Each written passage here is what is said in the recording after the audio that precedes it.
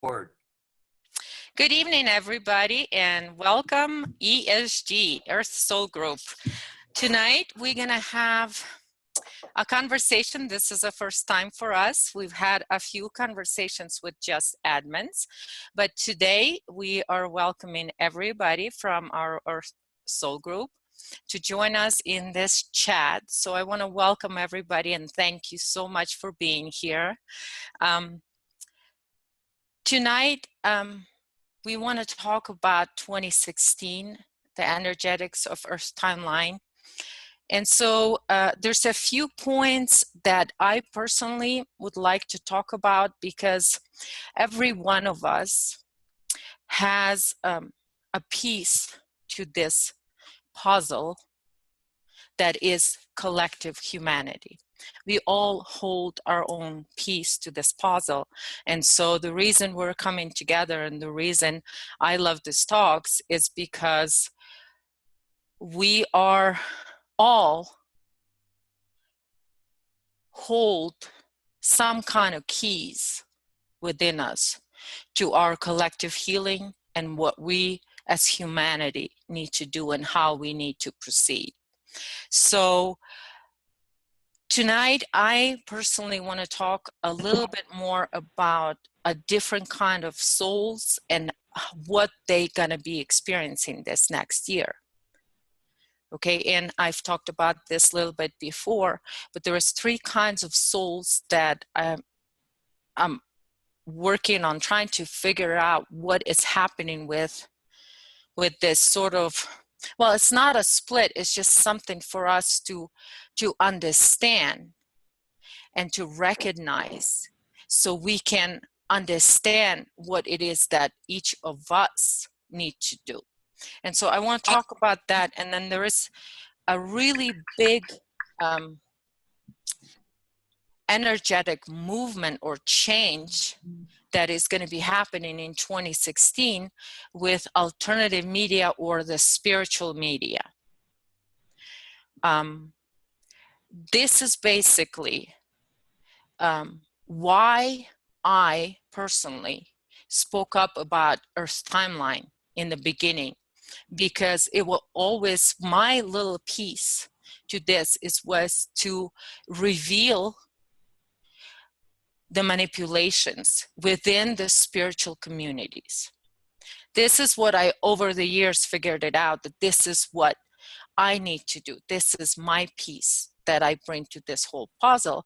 And it's not just mine, it's just I have that little piece that always have been sort of on the back of my mind, because I always, throughout my whole life, this life, have always been in one way or another attached or consciously or unconsciously or subconsciously, I've been drawn to studying spiritual teachings and understand them. And so what's coming up in 2016 for alternative spiritual media is a huge change because of the revelations that need to happen. And 2016 is going to be the truth year.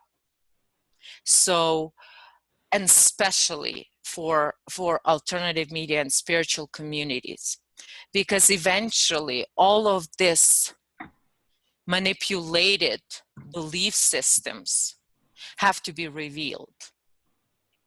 And so, and as we are moving into more collective level healing with Earth's timeline, that means that it's going to be more of the group type of healing. And so that means that things like, let's say, religions and stuff like that, that's going to start to be revealed on that level, which is a collective level. So that's sort of what I want to touch on, but there is a lot of other very good sort of energy or earth energy that's from sometimes beginning of January, December, I think, we have had this energetic change And so that gives us a lot more power to express spirit reality through us and to express our human soul. So that, of course, is going to be major, because I personally felt like there is so much more than in 2016 that we personally, through our own personal healing and through our own inner work, going into within, taking responsibility, changing things personally. So on one level, 2016 is going to be, it's going to have a lot of big sort of things going on, and bigger pieces will show up, sort of open up to us to understand. So there is collective level, but on the personal level, I feel it's going to be huge change for those that want it. For those that don't want this change or don't want change, nothing's going to happen, because the energy, Earth's timeline energy, is very gentle. So it's not going to be forceful. So it's going to work from within. It's going to empower people from within, those that want to be empowered, those that want to be in essence, in their spirit, in their reality, those that want to be creators. This energy will give us in 2016 a huge support. Our planet is supporting us. And this support, I have never felt anything bigger than this support that I'm feeling right now. So that's going to help us to transmute so much of the matrix layers, because that's what we're doing. That's what Earth Timeline is all about. It's about transmuting matrix system. So I'm sure that we will get a little bit more into what does it mean for us personally, or what does it mean for us on the group levels. So, but that's sort of my opening statement. So then I'll just go ahead, if anybody wants to step in and what do you see it for yourself? Please share with us. We are a family of Earthlings, and let's just share this, because we're in this together. We're human beings, and our nature is love, compassion, and understanding. So there's no judgment here. There's no wrong or right, because Earth Timeline is not about wrong or right. It's about expressing living light. And so there is no wrong or right in that. It just is. I found it interesting, all the prediction shows from even Cliff High or Joni Patry. They were all about January is going to be fear, February is going to be heavy, March is going to be, you know, a bit of a transition. And I'm just thinking, not for me. That's not my reality. That's for the artificial souls, or the people that are so addicted and dependent and unaware of the current system. They're going to fight to defend it. And we just have to step back and say, no, I acknowledge that path, but I'm going to be creating and just doing positive things. That's absolutely brilliant point, Jeff, because it will be fear and scary for those that do not trust themselves, that trust somebody else, that puts their energy into somebody else. We've talked a lot about that. It's almost like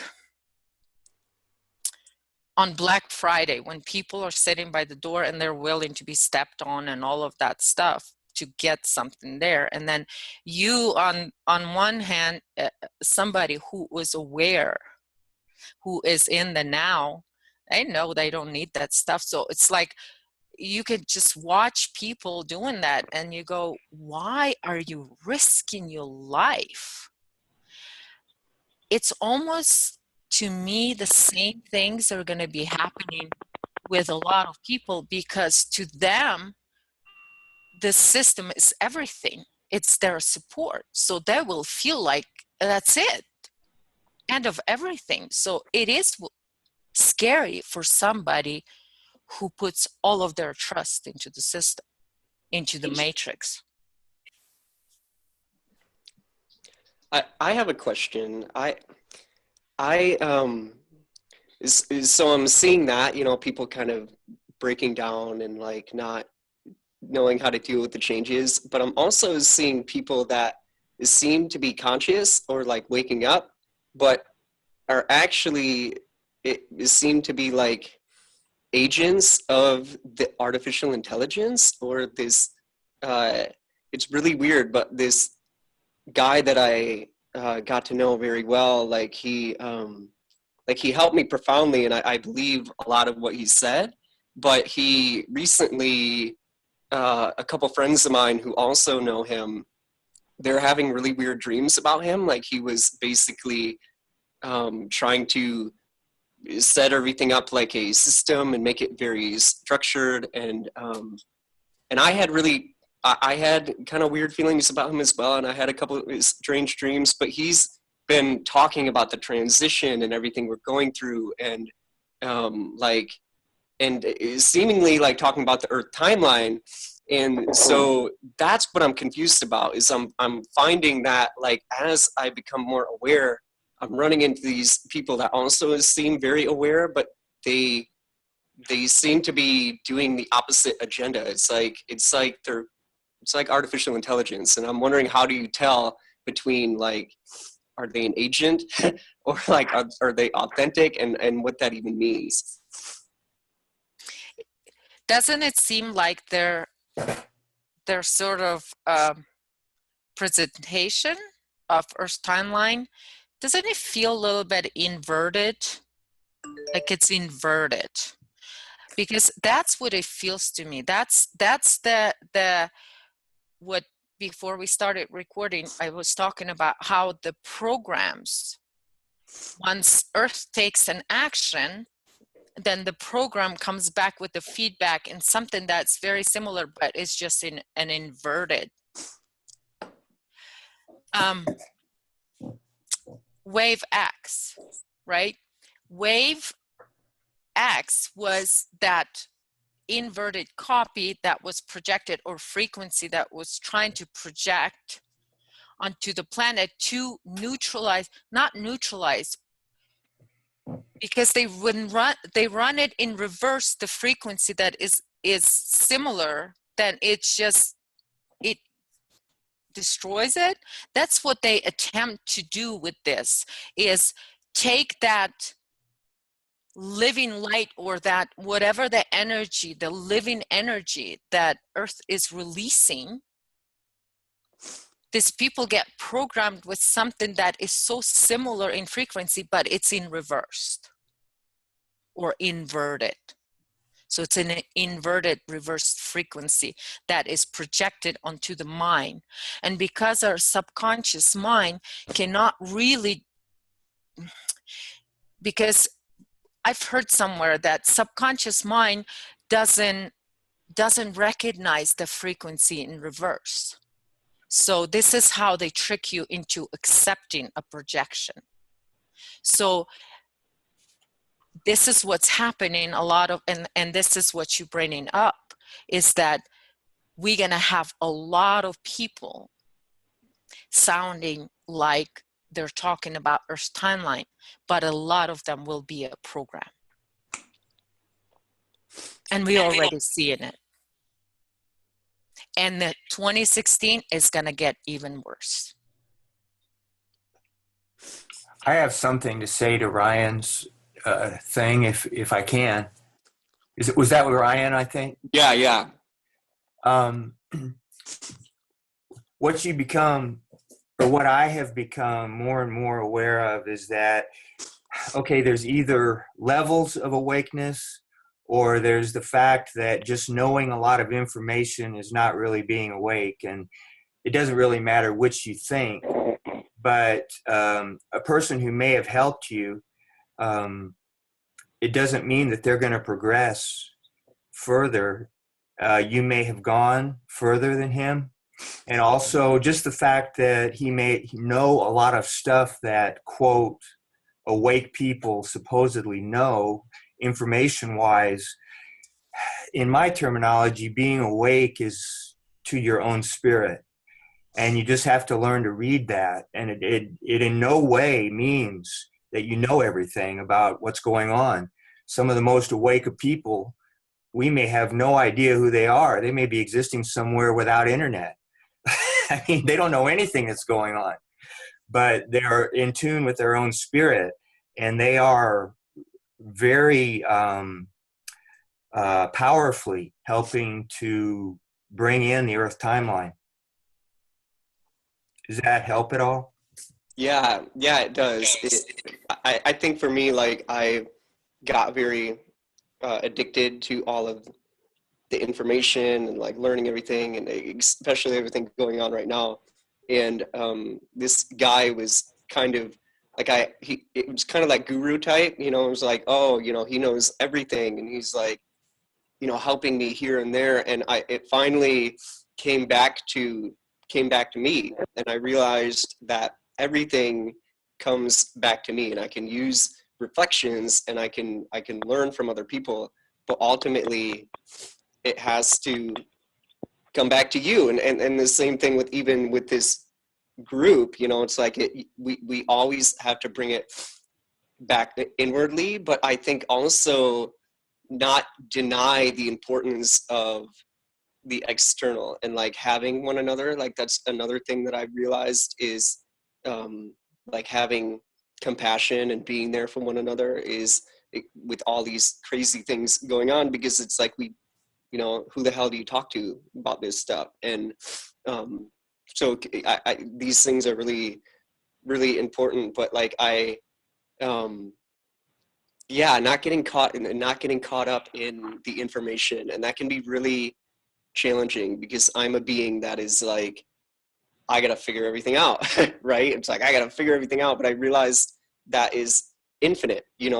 Like, you can never really stop, and like, it will go on forever. But I realized that I have, and I don't know if everybody agrees with this, but like, having faith. Like, I noticed that I would hit an energetic wall and I couldn't go any farther, and then I realized that maybe I can't get there yet, and I just need to continue living out my life, and maybe then I can see it. Because I've tried to, like, no, I want to look at that, and I would hit a wall. I can't really just, it's really, I can't really figure out what that was. But the only thing I can do is continue to connect with his spirit and be outside, and be compassionate and loving for others. I guess I would add one more piece is, looking at information and data sources and how they end up leading back to your own internal self.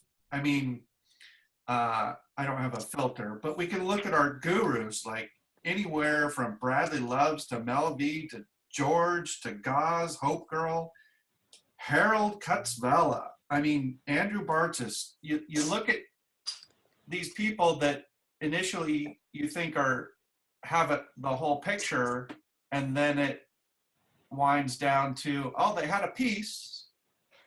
Now I have to go about my journey to the next pieces, and that is perfectly valid. Yes, because Earth's timeline is inclusive to both the positive and the negative information. It is the key here. So both have information and both sides have some truth in it. And for me, a lot of times I get confirmations and it just energetically sometimes you feel and something, it's even gonna sound a little bit different in your head when it's the key information. I also like to listen to a lot of different information, but it is because I want to compare, I want to get confirmations. I also understand that this energy, us versus them, or, you know, dark versus light, the two extremes are, you know, in a lot of friction. And in that friction, you can see how it works. So you can, it's good that we understand this, how that works, how this manipulation works, because all of this has to be revealed for it to be healed. So if you don't know anything about it, how is it gonna be revealed? And this is like what Jeff, you were saying, a lot of people will reveal their programming themselves. 99% of the time, people will reveal themselves. And the catalyst for that could be all kinds of different things. It could be something you said, it could be something I said, or it could be something their dog, you know, did. And it will, but what I'm seeing that the program people or the artificial souls, especially, because let's just be honest, there's a lot of artificial souls that are running alternative media channels, okay? There are some shallow souls in there. There are some beautiful human beings that are, you know, in alternative media that are bringing out the truth for humanity, you know? They're not so much anymore about, you know, aliens or this or that. It's more real, you know. So this is what human beings are going to be bringing out more and more in alternative media.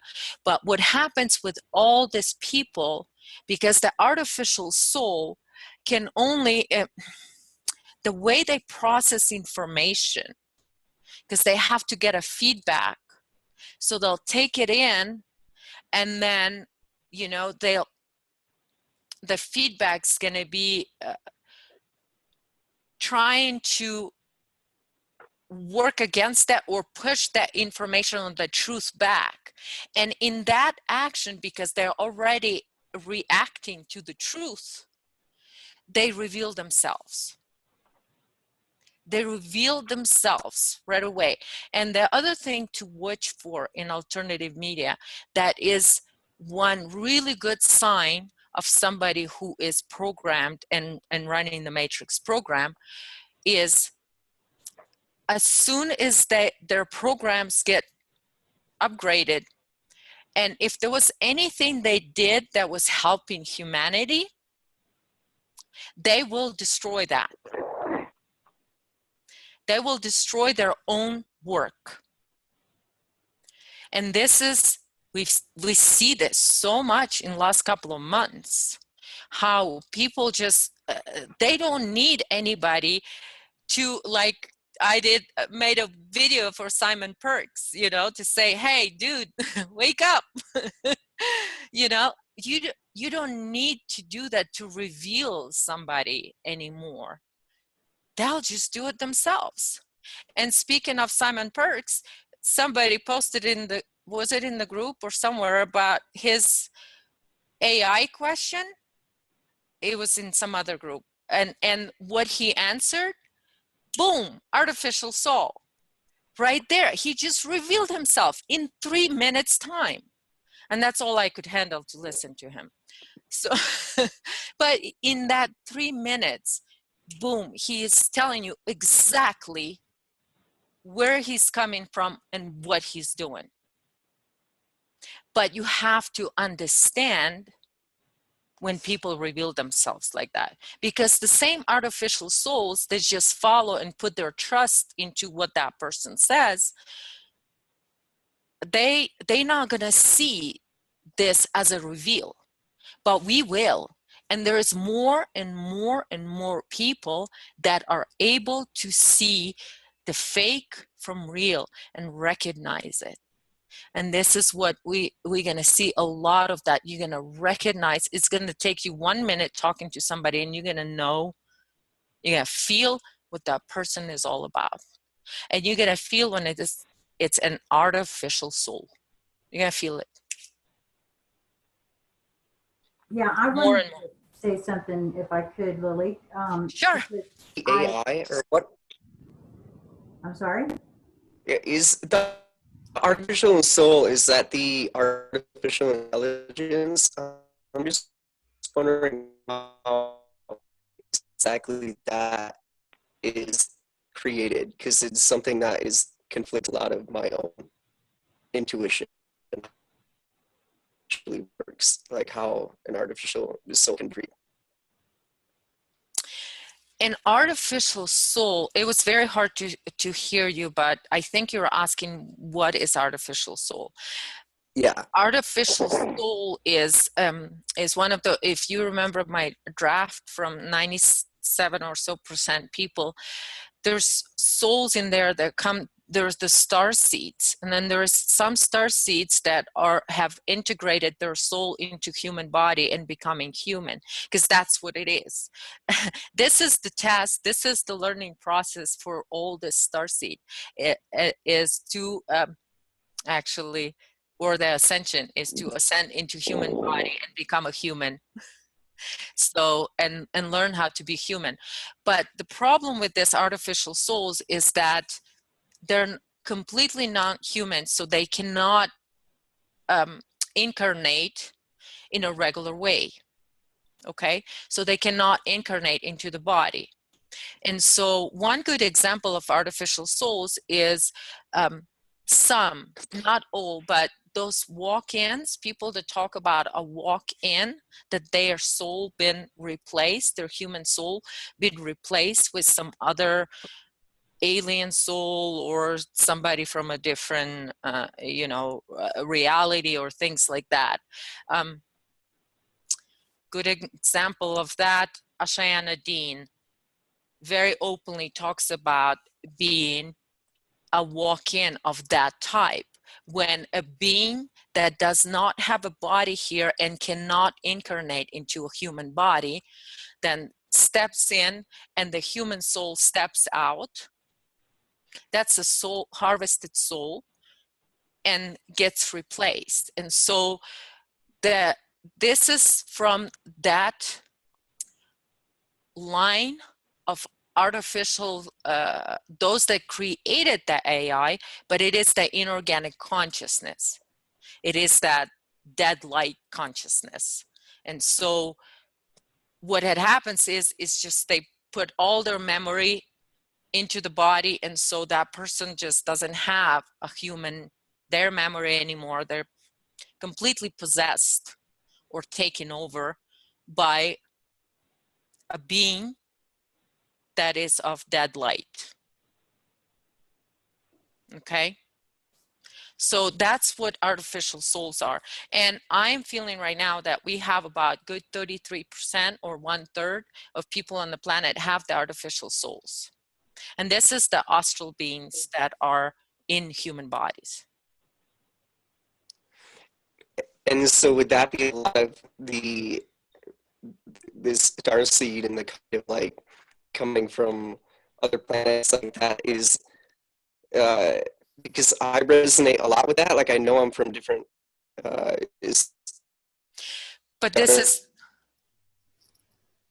is the thing. Yes, there's a lot of star seeds.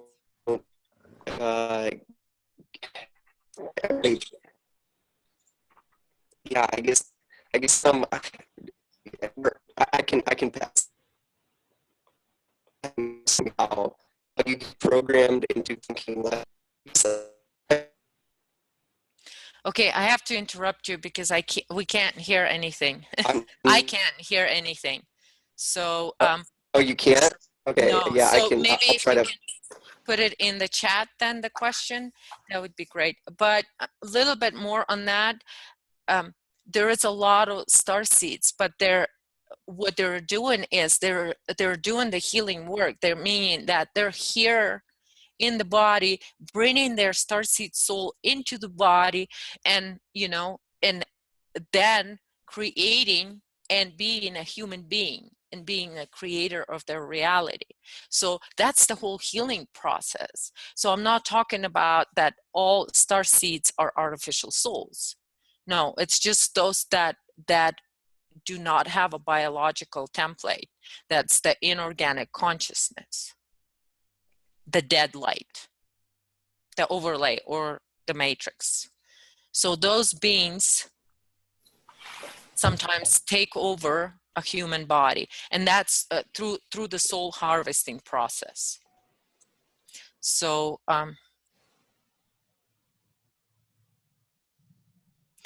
okay. We have somebody with a raised hand. Sandra? Yes, and then Campfire, I'm not sure what's the name, but you wanted to talk. Oh, that's right. So please go ahead. Oh, okay. And I'm sorry about that. I meant to switch my account before I came on. I'm Sheila.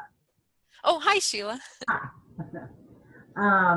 So I guess what I kind of started calling myself a puzzle piece collector a while back, because I really felt like, and I still feel like, that even sometimes the darkest person, or perhaps the most unaware or unawakened person, might have a snippet or a piece of the puzzle that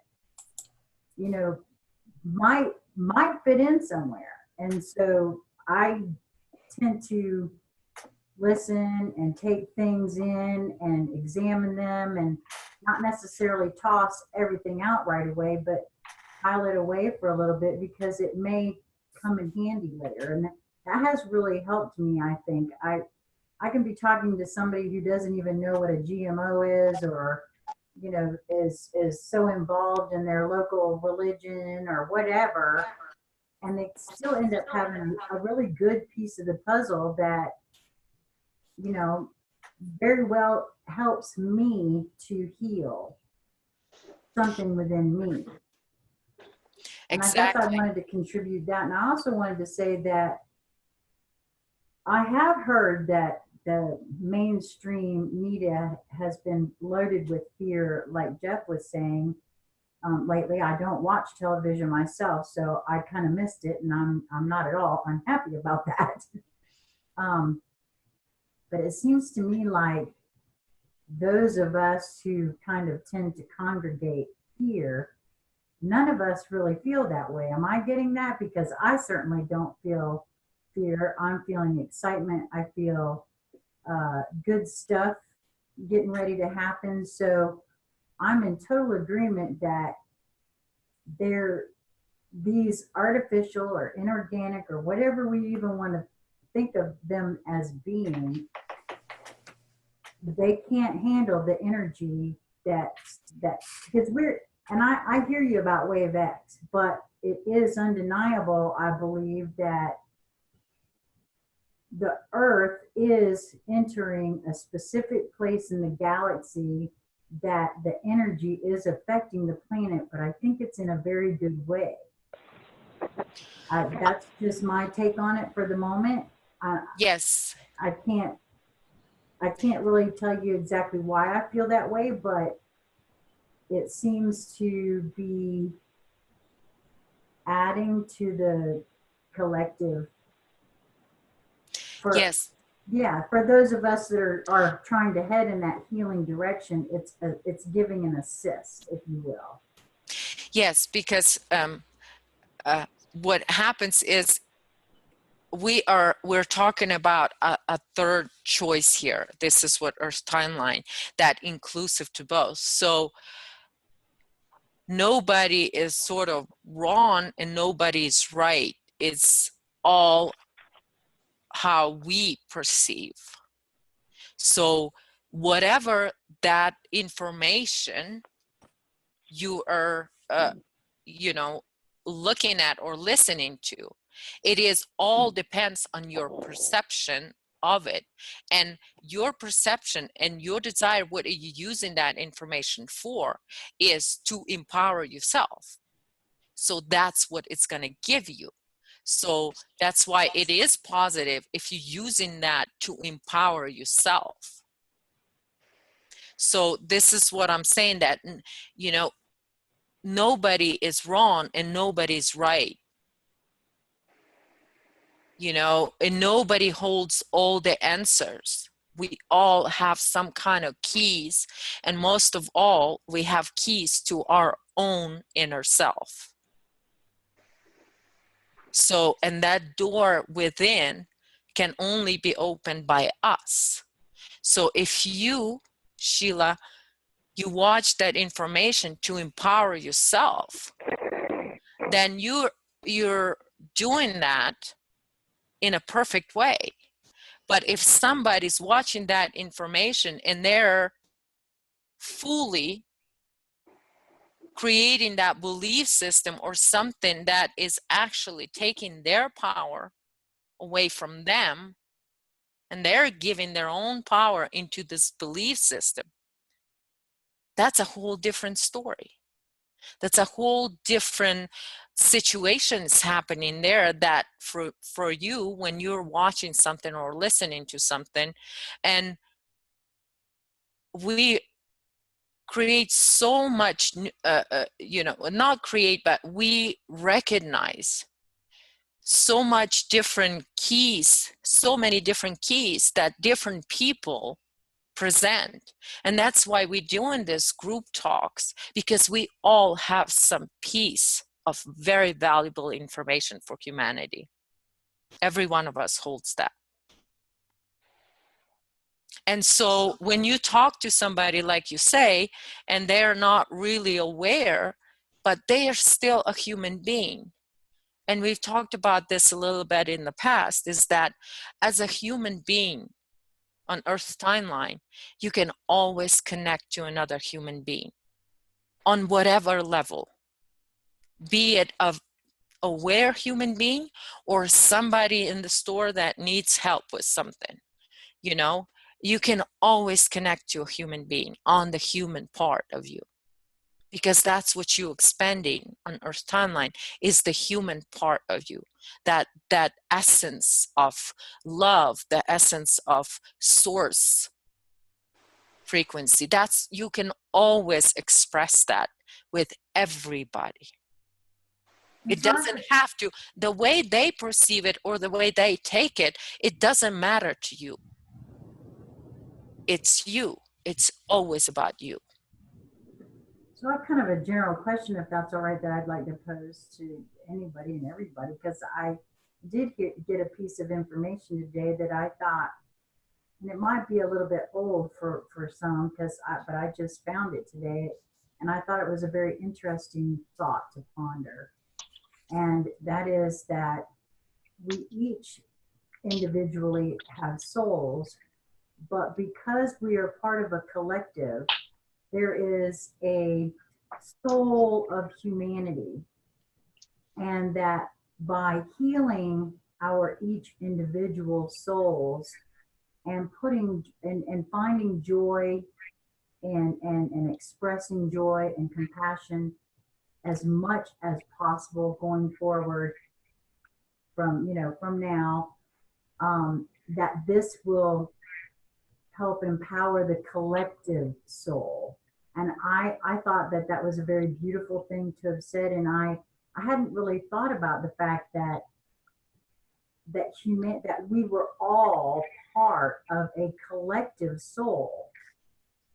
But I really liked that. So I was wondering what everyone else might think about that.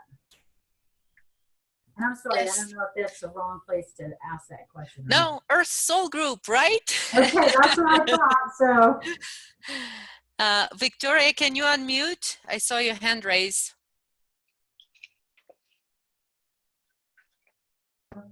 Is that unmuted?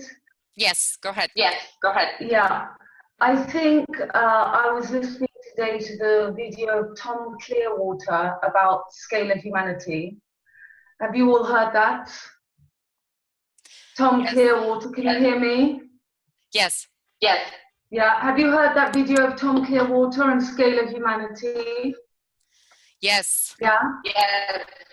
Okay, so, and it kind of joins with the number 4 AI with Alfred and the young guy who talks about the proteins in the nucleus that are kind of put into an incubation period, which is a little bit like the age that we go through.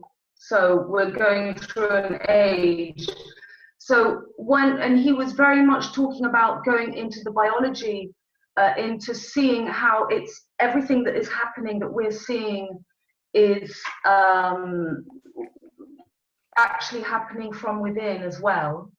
And then in the Tom Clearwater, he talks about the Tesla coil, which is in fact what a human being is when it's in a closed circuit, which could be compared to the figure of 8, the closed circuit of the figure of 8, which is what we would find in the mind, in the duality.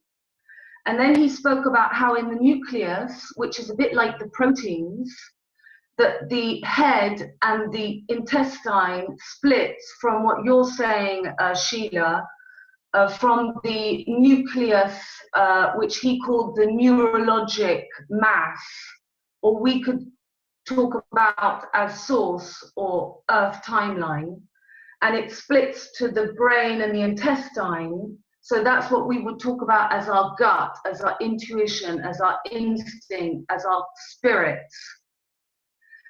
And in order to become what Tesla discovered, which is this technology which we now know exists, which is the ether, the 0 point, the point where we escape from this 8 closed circuit, is when we realize that the gut, the intestine, is also part of this source intelligence. And when we activate this with our hearts, we then enter eternal possibility and this place of non-reaction and ether where we all are. And we, as you were saying, Sheila, we accept all our friends who are not there yet. But by becoming that, by pumping that truth in whatever way we desire, which is true to us, because now we're not afraid to be ourselves, we set the example and we help the other people in by praising their views and finding their triggers that trigger us, that trigger them. Because I've just had a good example of that in England, where I've been with a lot of my friends who are not at all on my level, but they say things which help me, and I say things that help them, and we're still working together. Connecting. Is that okay? You can always connect on that level of that which you call, Victoria, that ether, that which is us, which is, we've called it many names, the center, the spirit, and we do this, I do this intentionally. When I talk to somebody, I intentionally or say or just feel I'm talking to their spirit. And when I set that intent, then there, back at me, comes their spirit talk. I've done tests on this, and it's incredible how when you set that intent, when you in a group of people or with everybody or with an individual, and you set that intent to connect to their spirit, then they will talk back at you, and it will be their spirit talking. And so you connect on that level. But it is very interesting about what Tom is talking about, because it makes a lot of sense. I know it's very different terminology, but to me, I always read the energy first, feel the energy. So to me, it's very similar to what he's talking about this, you know, that third choice, or that oneness of that the timeline where we don't have to be in duality, where it's open, when it's source energy, direct connection. Yeah. Go ahead. Go ahead. Yeah, that's what he spoke about, the primary and the secondary, because in order to escape the 8 closed circuits, you have to transmute the energy, because it's a closed circuit and an open circuit. So currently, because we are not aware of this, we are used as a start button, because our energy is used, is harvested. But when we become the creator of our circuits and are open, that's what magnetic fields are, the closed and open circuits. So when we become the owner of that closed open circuit, the secondary transmutes that he talks about, rather than the primary, which is what is we're kept in a sexual lower, we're not accessing the hearts, which binds the closed and the open circuits, so that we can open the gate, as you were talking about earlier, Lily, to this eternal organic, whatever we want to call, you know, real timeline. But we have to connect the closed circuit with the open circuit through our heart intent. As you were saying, it's intense. Yes. Yes, it seems like a lot of us may be using different terminology, but it is very exciting to see all this information coming out, and it's just like, yes, you know, it energetically, it's very exciting. So like we talk about 2016, fear, what? Not in my reality. I am so excited about this coming year. So excited. And it's not and I know I said this to a couple of people in private, you know, that I actually right now I have a lot of things that might seem like they're negative things, and some things that I need to deal with, but it's just another layer of my own darkness that I have to transmute and work on. So even though seems like it's a negative thing, because it's my darkness, it's my programming, it's my own, but to me, knowing that this is where I'm stepping into, that means I'm moving forward. So I'm excited about that, because I know that I have to take responsibility for that. So nobody else will do it. So I might as well just get it done and be excited about what's next. Okay, anybody else? I have something to say. Hello, everybody. This is Niels, if you don't know who's speaking. I'm going to go back to Ryan's original question, and he used the term time of transition. And the question to me then is, a transition to what? And I guess that's kind of what we're looking at with this discussion is what are we transitioning to? And the Earth timeline, I see, is taking us to a place of freedom, a blank slate, the tabula rasa. It's bringing us to a place that's not preformed, predetermined.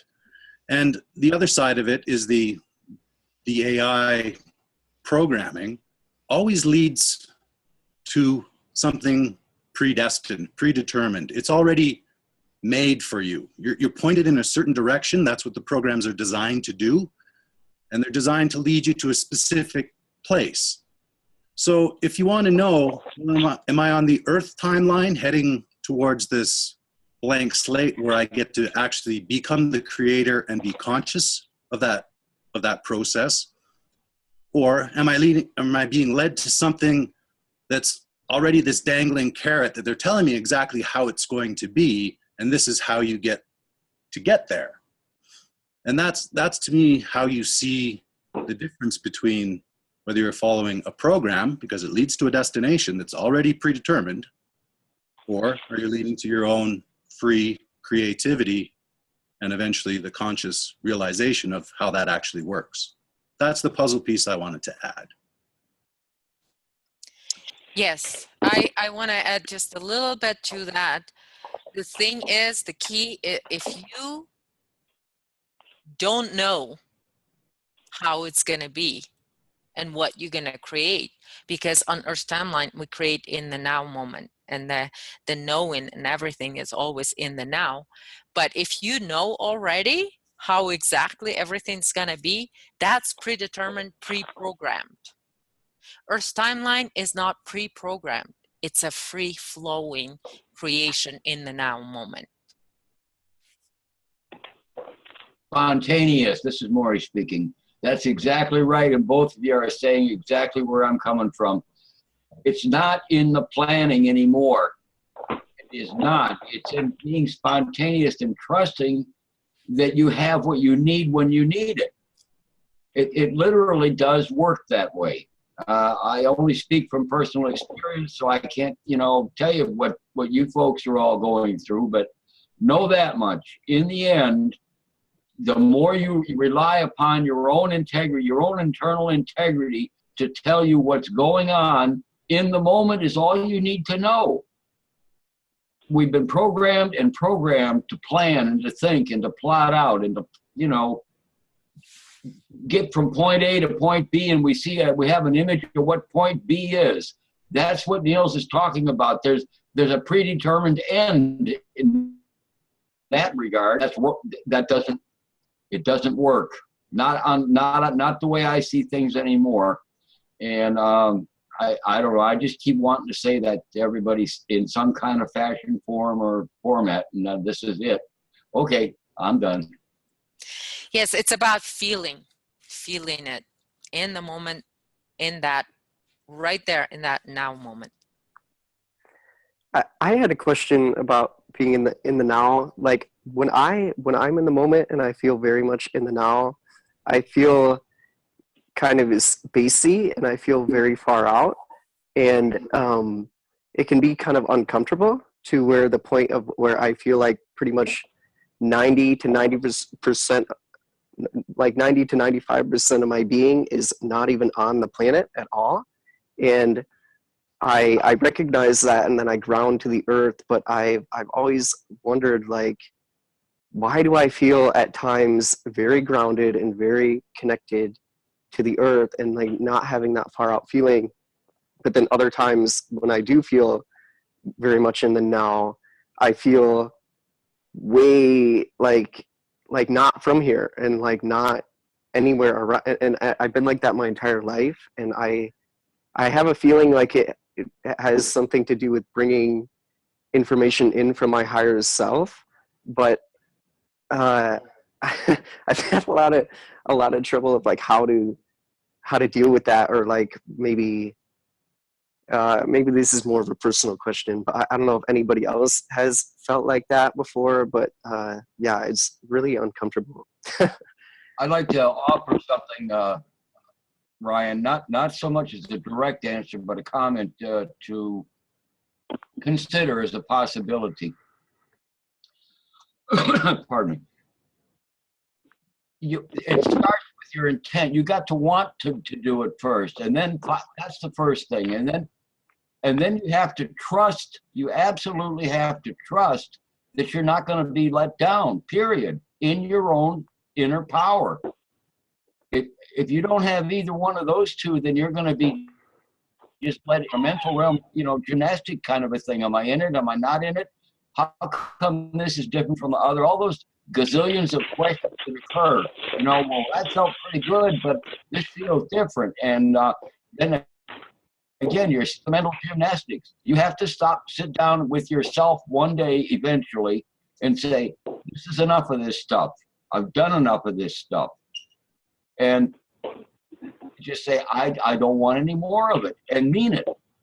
And then trust. That's the biggest thing with me. Once I said that kind of thing to myself, and then I said, and I'm going to trust that my spirit is strong enough and wise enough and powerful enough that no matter what comes my way, it isn't going to interfere with this relationship anymore.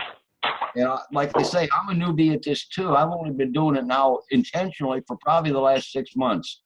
But so far, so good. And I haven't had a sidestep, a backstep, or anything since then. But again, like I say, I'm a newbie, but I'll be damned. 6 months is pretty good. And I just, no matter what confronts me personally, it just does not shake me. I just have this innate ability to say, I see what's going on. Yeah, I'm a smart guy. You're a smart guy. We're all smart people. We know how to, the games that have been played around us. And no, we don't know every little aspect of everything, but we don't need to anymore. We know internally immediately what's right and what's wrong, and not get drawn into the various dramas that present all the way around us, which they often do. You just recognize them for what they are, and you deal with them. And then you go on to the next thing. And that's what that living in the now situation is you don't worry about it anymore. You don't 10 minutes later say, oh, I should have said this, or maybe I could have said that. You might see those thoughts occur, but you recognize immediately. Once again, that's just mental stuff going on. You know it for what it is. I'm just speaking for myself and how I do it. Okay. There is no mistakes in that. We're gonna make mistakes, and we're not gonna get it right away. But the thing is, if your intent is to be within, to be in the now, to be empowered, and to be connected to source, but we still have so much, all this other stuff, and especially like Linda said in the chat, the doubt, and all these things. There's all these programs that are sitting in our head waiting for us to start taking our power back, and they will activate. And that program will tell you, oh, you don't deserve because you did this, or you were bad, or this or that, or you're not good enough for any of this. How can you be this powerful creator? You're nothing. Those thoughts, they will come, and sometimes they will affect us, and a lot of times they will affect us. So we will give in into that, which we would then say, oh, I regret that. No regrets. You set your intent to be in your power, and you know that it's not going to be easy, and that there is beings, that there is energy out there that does not want you to take your power back. So they're not going to sit there and watch you take your power back. That's why it's not that easy to take, for humanity to heal and take our power back, is because, we're not supported by every other human being on this planet. So it's not easy, but our intent is very powerful. And so just staying on it, there is really no mistakes we can make right now, because we are on the journey within, and we're going to run into our own things, our own programming, our own dark shadow things and everything. And so, but yet if we go in within, this is where we're traveling, and we got to go. We can't avoid that. We can't throw that away. The only thing we can do is heal it, transmute it.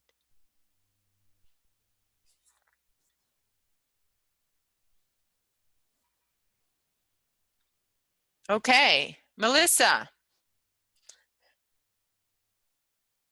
Yes, ma'am. Welcome. Go ahead and please share with us what your feelings are for 2016. Yeah, it's first, this is awesome. I'm so stoked to have this connection with everybody. Thank you all for showing up, because I'm sure all of us have these conversations with just like maybe one person or two people in our lives, but this is like, I don't know, I'm on fire. So, yeah, 2016, there's definitely, in my experience, which of course is the only thing that I can speak to, there's this really empowering sense of presence, and like you're saying, like the integrity and this unwavering ability to be in alignment between soul and spirit. And like, I totally understand what Ryan's saying, having that ping pong of going back and forth, as you know, it's like at one point we were living unconsciously and just making these decisions with the momentum of not even realizing what was going on. And then as we awaken, spirit starts to bump up against those decisions. And then that's, you know, we have that monkey mind. And then eventually we choose that strength of, okay, we're done. I'm done. I've learned what I needed to learn. Thank you very much. And let's progress forward.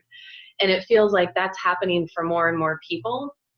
It seems like the awareness of the illusion is showing up for more people, which is exciting, you know, and just not buying into the fear, even if they haven't come to that space of realizing their own internal power. It's like they've just been so bombarded with so much externally that they're on overload, and they're either still going for it, or they're just like, whoa, wait a second, something's not right, you know. But I really feel like more and more people are awakening to their own power, that the power within is all within the present moment. You know, there's this major awareness, at least from what I'm seeing within the people around me, of just, you know, pulling back all of the tentacles. We have a tendency, because we've been programmed to care about what's going on in everybody else's life, you know, and if, like for me, if it's not in my reality, if my eyes don't see it, it doesn't matter to me. I don't watch the news. I don't, like, if I get on Facebook or whatever, I really watch myself carefully, because I don't want to be told anything. I don't want to have anything going into my subconscious mind to be manifesting anything that's not in alignment with my spirit, right? So it just seems like more and more people are realizing that the less they put their tentacles out and become distracted with other people's experiences and pull those things within, that there's a shift in the quality of their experience, even if they don't understand the whole energy of it. So I feel like that momentum's happening, you know. But yeah, all of our power's in the present moment. It's pretty simple, and in my personal opinion, and that's when all of the programs unhook from us. That's when the matrix has no ability to have any vibrational effect on us, because when we reside in that present moment, our true divine essence of joy and gratitude and divine source love is of such a vibration that anything that's of the matrix simply, it just, we're at a frequency that it simply cannot manifest. And the more and more that we have that knowingness, that trust in the process, we don't have to have that specific vision, like you're saying, of what it's going to look like. If we do that, we really limit ourselves. But as we hold that trust and the knowingness within, all of the other vibrations that are not in a vibrational match are going to just continue to dissolve away. And as more of us are doing this, I think that's why it's getting a little crazy for a little while, like this bombardment of external stuff, because more people are realizing that. So the collective is experiencing the external manifestation of their own internal revelation. But yeah, I just think it's really awesome to observe, especially when you allow yourself to stay in that space of 0 point. Do not react. Don't let anything throw you off, you know, and in the moment that you feel it, in the moment that you realize whether it's an external trigger, you know, or it's an internal trigger of some sort, like having a sense of humor. I literally converse with it at this point where I'm like, ha, almost had me, you know, or nice try or whatever. And just staying in that space of appreciating, like, I really feel like we manifested this whole thing. I'm still feeling into that whole idea, you know, but if we are creator incarnate, then we even created this whole process. So let's have fun with it. There's nothing to fear. You know, fear is an illusion. Fear is something that does not exist. And the more that people are realizing that so much of this bombardment of fear is Hollywood created, they're realizing that there really is nothing but love. And so the more that people are feeling that, the more that all of that's just going to continue to show up for us. So You're speaking my language, Melissa. Thank you very much. Yes. Thank you. And yes, that humor is very important. Yeah. Laugh at yourself and laugh at this, because you know what? It's just, it's really is not that scary. No. No. I mean, no matter how puffed up it might look, but when you feel your own power, Mm-hmm. then all of that stuff is just has no power. Nope. They can't touch you.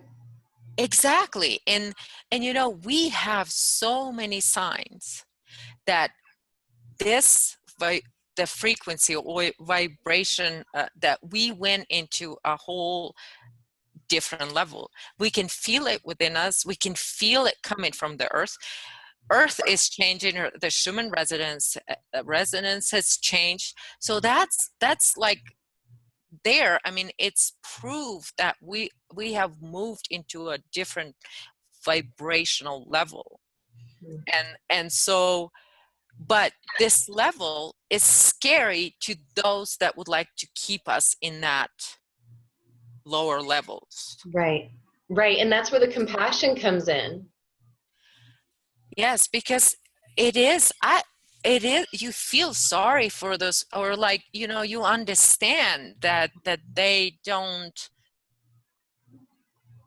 recognize this love that's coming from our planet, that is within us, that's coming from within. Right. People don't understand. They don't want to hear anything. They're just running around looking for some other savior that might do it for them. But when it's all right here, and when we expand that, then you wish that everybody else would tune in into their own humanity, into their own essence. And I think for us, like you said, the other thing, Melissa, is that we did create this, and we do give each other's keys. We do give each other confirmations. I've said this before, but I'm going to say it again. Without having the group, without having the admins, without having people writing to me or saying to me that, you know, okay, I feel this or that, and it's matches, and we're all like, wow, this is so exciting. And we come together and we just share with each other and give each other keys. We did this because we know that we as human beings, we are compassionate and loving beings towards each other, towards ourselves. So yes, it is about us. It is about human beings. This whole thing is about us. And for each of us, it is about us. And to have a group of people like that, like you said, it is incredibly exciting. And the energy, you can just feel the love. I mean, right now, I feel so much love that it's human love. It's not something, you know, extreme or something, you know, esoteric or this. It's just pure. It's pure. Totally. Yeah. Well, and about, just to back up for a second about us creating this, I really do feel like this is a big video game.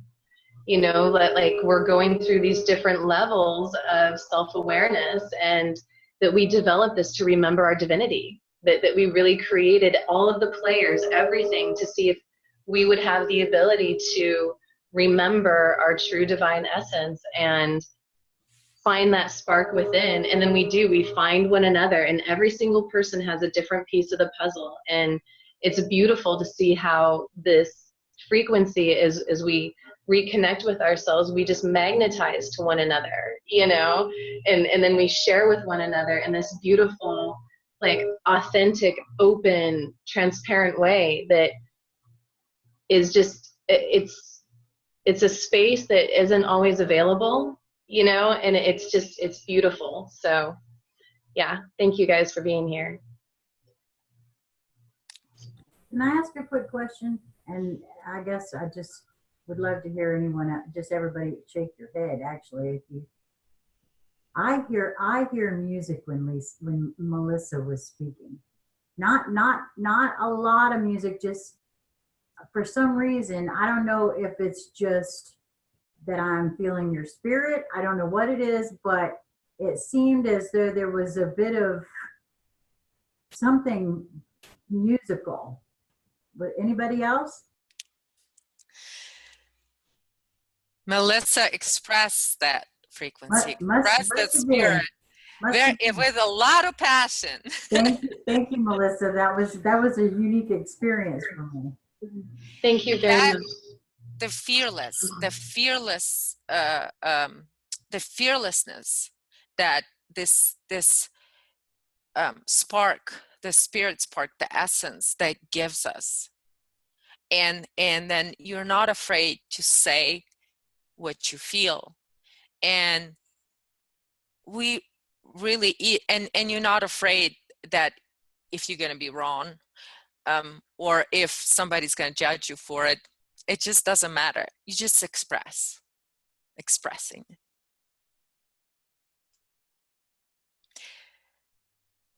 Okay. Anybody want to speak up? Yeah, 2 words. Trust it. For God's sakes, trust it, because it's real. Yes, and like I said, with the planet is supporting us in huge way. And 2016 is like, you know, speaking of the waves, the wave of that support, of this frequency of love, of, you know, the purity of it. It can only expand because the earth is expanding just like us. You know, we're expanding, and I feel more and more and more of our pure essence. So, and so is the planet. So we're very much supported. So for 2016, it can only get bigger for us, this energy. Well, I thought there was an interesting point that was brought up in another group conversation that I believe Camellia and perhaps Maury were a part of, where someone brought up the idea that there was absolutely a reason that we're so spread out around the planet, but yet we've come together. And it kind of fit in with the idea that's been, you know, mulling around in my head from what someone else said about this whole humanity soul and the coming together for the healing of that in general.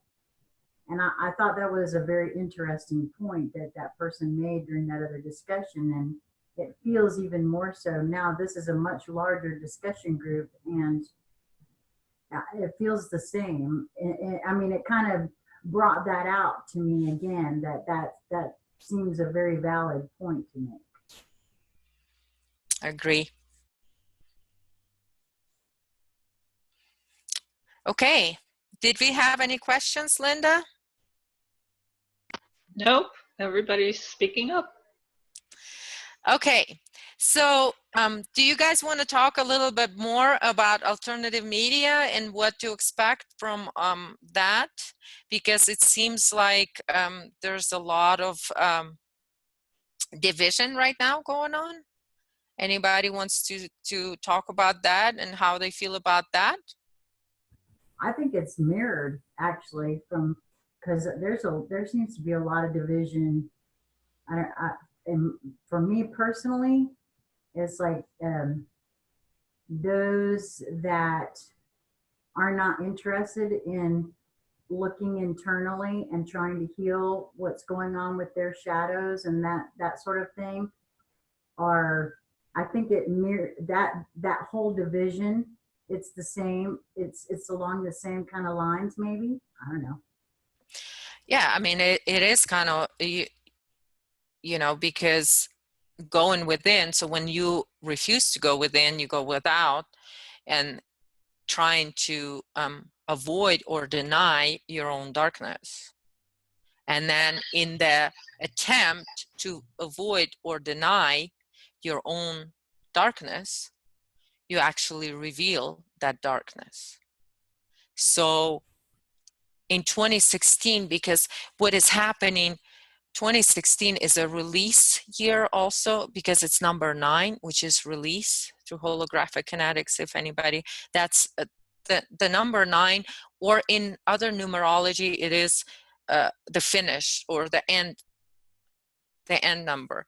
So a lot of things will need to be released, and a lot of karma will have to be released.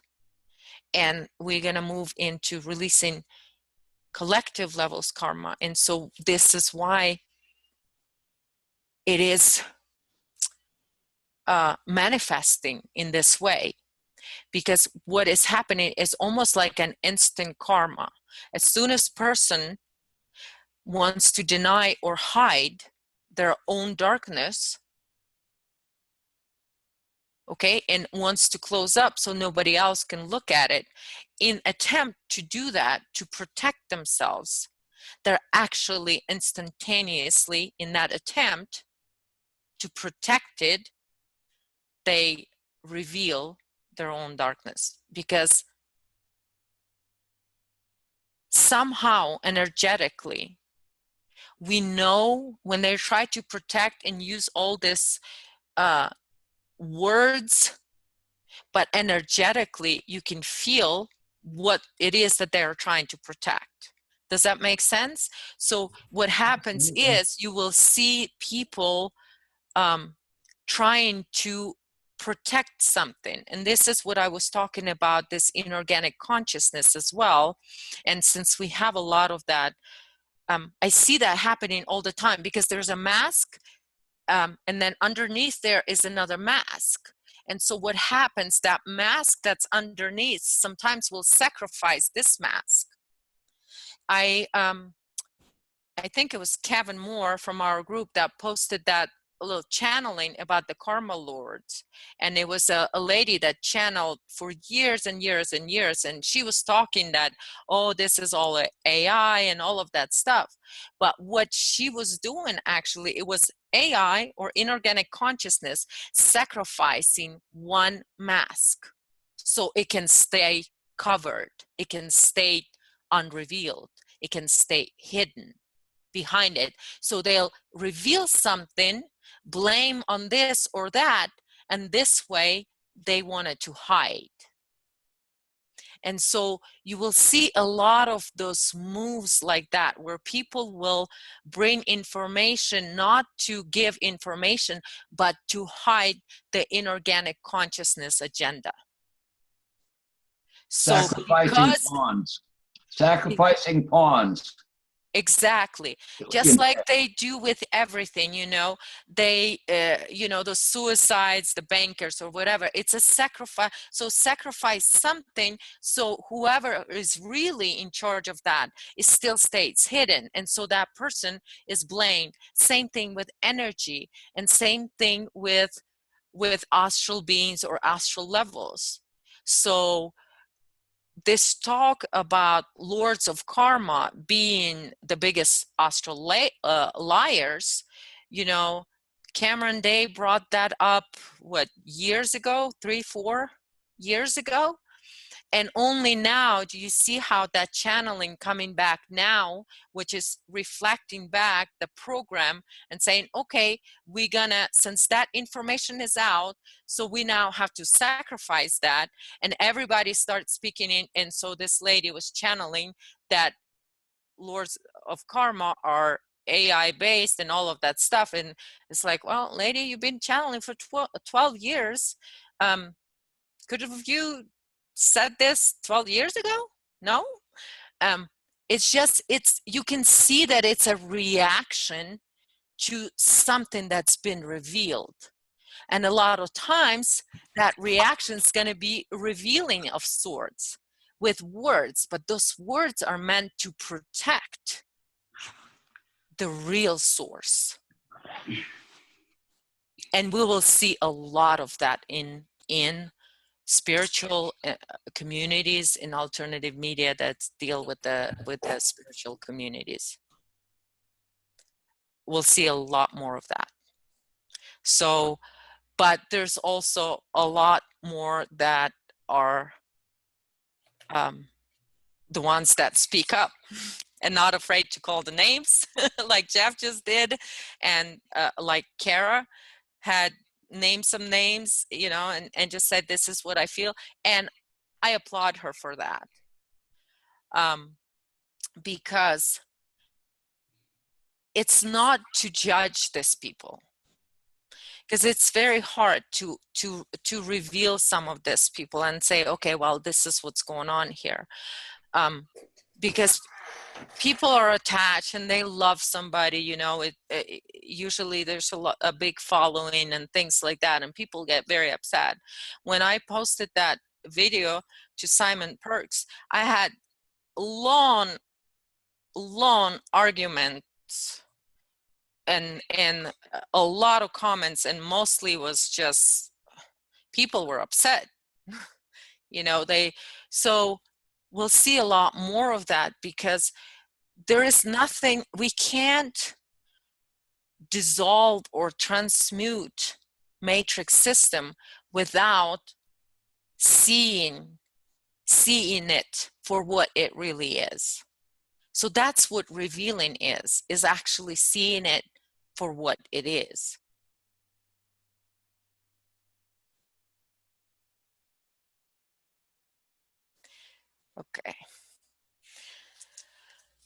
Okay, so sounds like nobody has questions. Well, I wouldn't go that far. I would love to hear from you know, from members of the group, because we admins, we talk all the time, and I would love to hear from you guys, your feedback, and anything that you would like to talk about. Please, you know, we have this time for questions and you know, statements, and nothing is bad or wrong. Go for it, Tarina. Oh, hi, thank you. Well, first I want to just say thank you so much for this opportunity to gather. And I feel like I have been really hit hard with this new energy coming in a good way. And part of it I thought was in a bad way until today, when I realized just what Lily just said was, oh, I have to look at what this is and recognize it and call it out. It's like my dark side. And but going on, one of the things that has really come to me lately is I wanted to connect very much with a group, like voice to voice, face to face. I'm very secluded where I am. I do have a person that comes, maybe once every other week, and I do reflexology with, and I tell her everything. She doesn't have a computer at home, and she doesn't really have a way to get this information, so I just kind of tell her all the latest stuff. And so that's my outlet, besides really just Facebook and the ESG group. But there's so much that you guys have covered already, and so many things that it has brought up for me. I see also around me a lot of chaos, and at the same time I see a lot of people awakening, but not really understanding what they're awakening to. I have neighbors that I speak with, and they're aware that something is very wrong with the system. and they're pointing at government, and they're pointing at this, and they're pointing fingers, of course. So that I would suppose is a program. But myself personally, I spend a lot of time inside myself. I do a lot of writing. I've been just, I guess I can really only talk about myself. I've been doing writing my story every morning. I get up in the morning, I wrote continued story of Tarina. Then I write what my day is going to be like. And I always include, of course, 100% organic earth energy, and just that things are simple, and I just keep it very simple. And then at night I write, continuing my story. Now I'm going to go to sleep, and that's just what I personally do. I live very simply, and like I don't have a TV. I just have this little computer. I don't have a cell phone. I threw away my microwave. So I'm just returning back to being as organic as I can. Uh, I did want to talk a little bit tonight, just so that just to say thank you is one thing. Just to listen to Lily talk, hear Ed, hear Melissa, everybody. I've had so many aha moments this evening, and also I relate. It's like, okay, I'm not alone here. There are other people. And I'm sorry, I don't know. I can't remember your name, but I don't know if it's the lady with the accent, the other lady with the accent, besides Lily. Magdalena?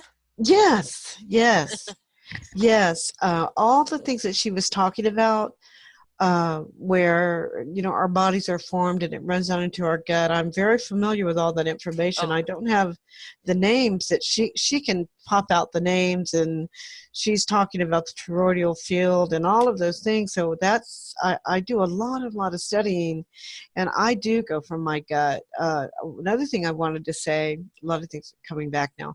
I feel sometimes like I'm immune to stuff that is going on. I, the other day, pulled out in front of a police officer, and he had to swerve to miss me, and I had my tag was expired. He didn't even stop me. He just let me go. It was like he couldn't see me or something. And at that moment, I thought, I feel like I'm not really even on that vibration. It's like the things that affect other people don't seem to have that effect on me, or they pass me by. It's not that I'm not emotionally affected in some ways. I am raising a 16-year-old granddaughter, so that can really get under your skin sometimes, but it's helping me grow. I think that's where a lot of my dark side comes out that I have to look at. But I feel like I'm rambling, but I've just put it out there the way it is for me, and just so grateful to be able to see everybody's face and hear your voices. So thank you. Thank you for being part of the group and for being here, Tarina. Thank you. Hi, this is Donna, and I just wanted to share that what has been working for me is to be using a earthing pad a lot, and to be hiking a lot. And I'm trying to stay off the internet and not go down the rabbit hole that I can so easily go down on the internet. And I've just found this real peace is happening, and I'm not thinking as much, and I'm just being in that moment. But I really feel the earthing pad and the hiking. It's just been helping me to just feel in a very good space. So I just wanted to share that. And thank you for this group. This has been wonderful. Thank you, Donna. Thank you so much for being part of the group and for being here.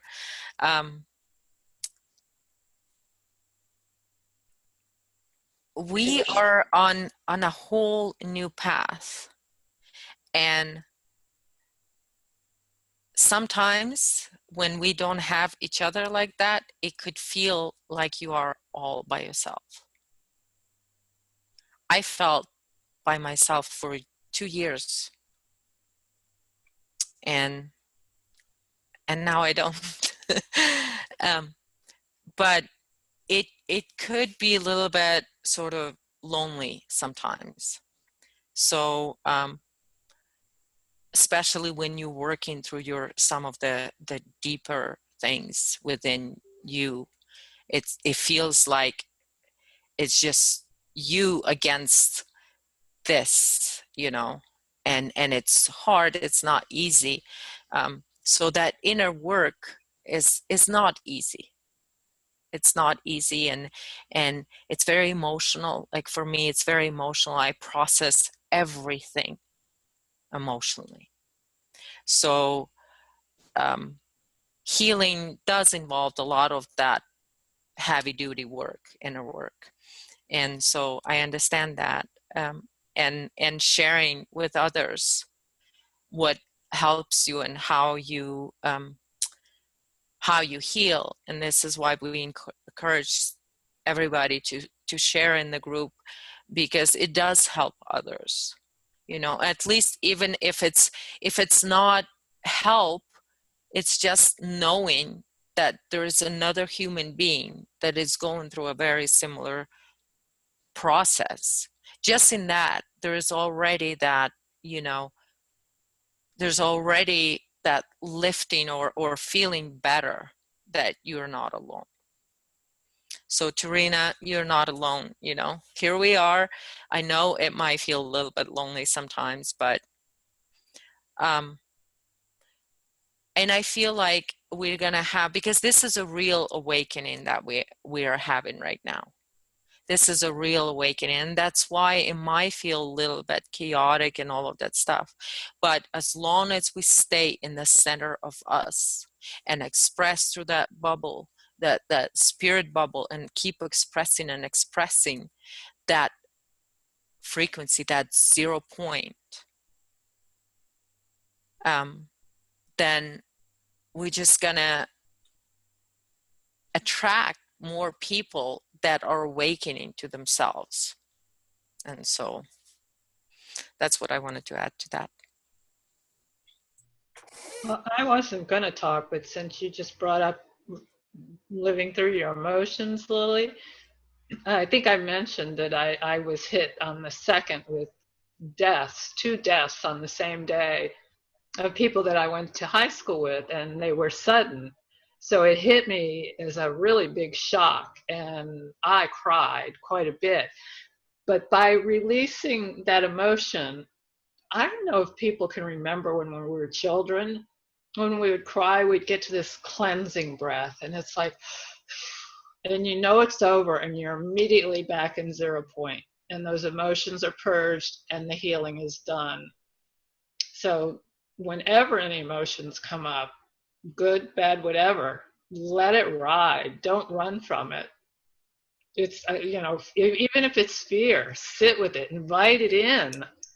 It's not going to last. If we resist fear or anything like that, it's going to last, and it's going to keep plaguing us. And if we just let it have its way, bingo, we're back to 0 point in no time. And that's the now moment, and that's the creative moment, and that, to me, is Earth timeline. And that's all I wanted to say. There is no wrong emotions once you release, because you release all that through emotion, through the feeling, whatever you're feeling. But it goes a lot deeper than that. So the anger goes a lot deeper, and so through the releasing through whatever emotion is, you release a deeper emotional pain or whatever it is. So it seems to me anyway that some of the harder inner work, or at least for me recently, because I think it's deeper when it is released, the physical, the physicality of it is way more intense. I had just such a situation. It wasn't death, but in a sense, it felt like it. Issue come up, and the absolute physicality of that release was something I'd never experienced before. And then, you know, I just wanted to add that as to what Linda said, and then I'd like to ask you all here, because I've never been a part of the Earth Soul group before. I've also been turning another puzzle piece around in my mind in regards to, because of the area of the galaxy that we're headed into and the energies that are buffeting the Earth at this time, that it may or may not, and I have no preconceived ideas about this, be having effect on our DNA strands. I don't know anything about that, but I do know that there seems to be an awful lot of folks that I know that there's a lot of anxiety, and I don't mean this in a bad way, but you know, a bit of heart palpitations that folks weren't, not so much a panic attack, but heart palpitations that people weren't really ever having issues with. Maybe some aches and pains that you hadn't had in a while, things like that might be related to that. I was wondering what everybody else's idea in regards to that is.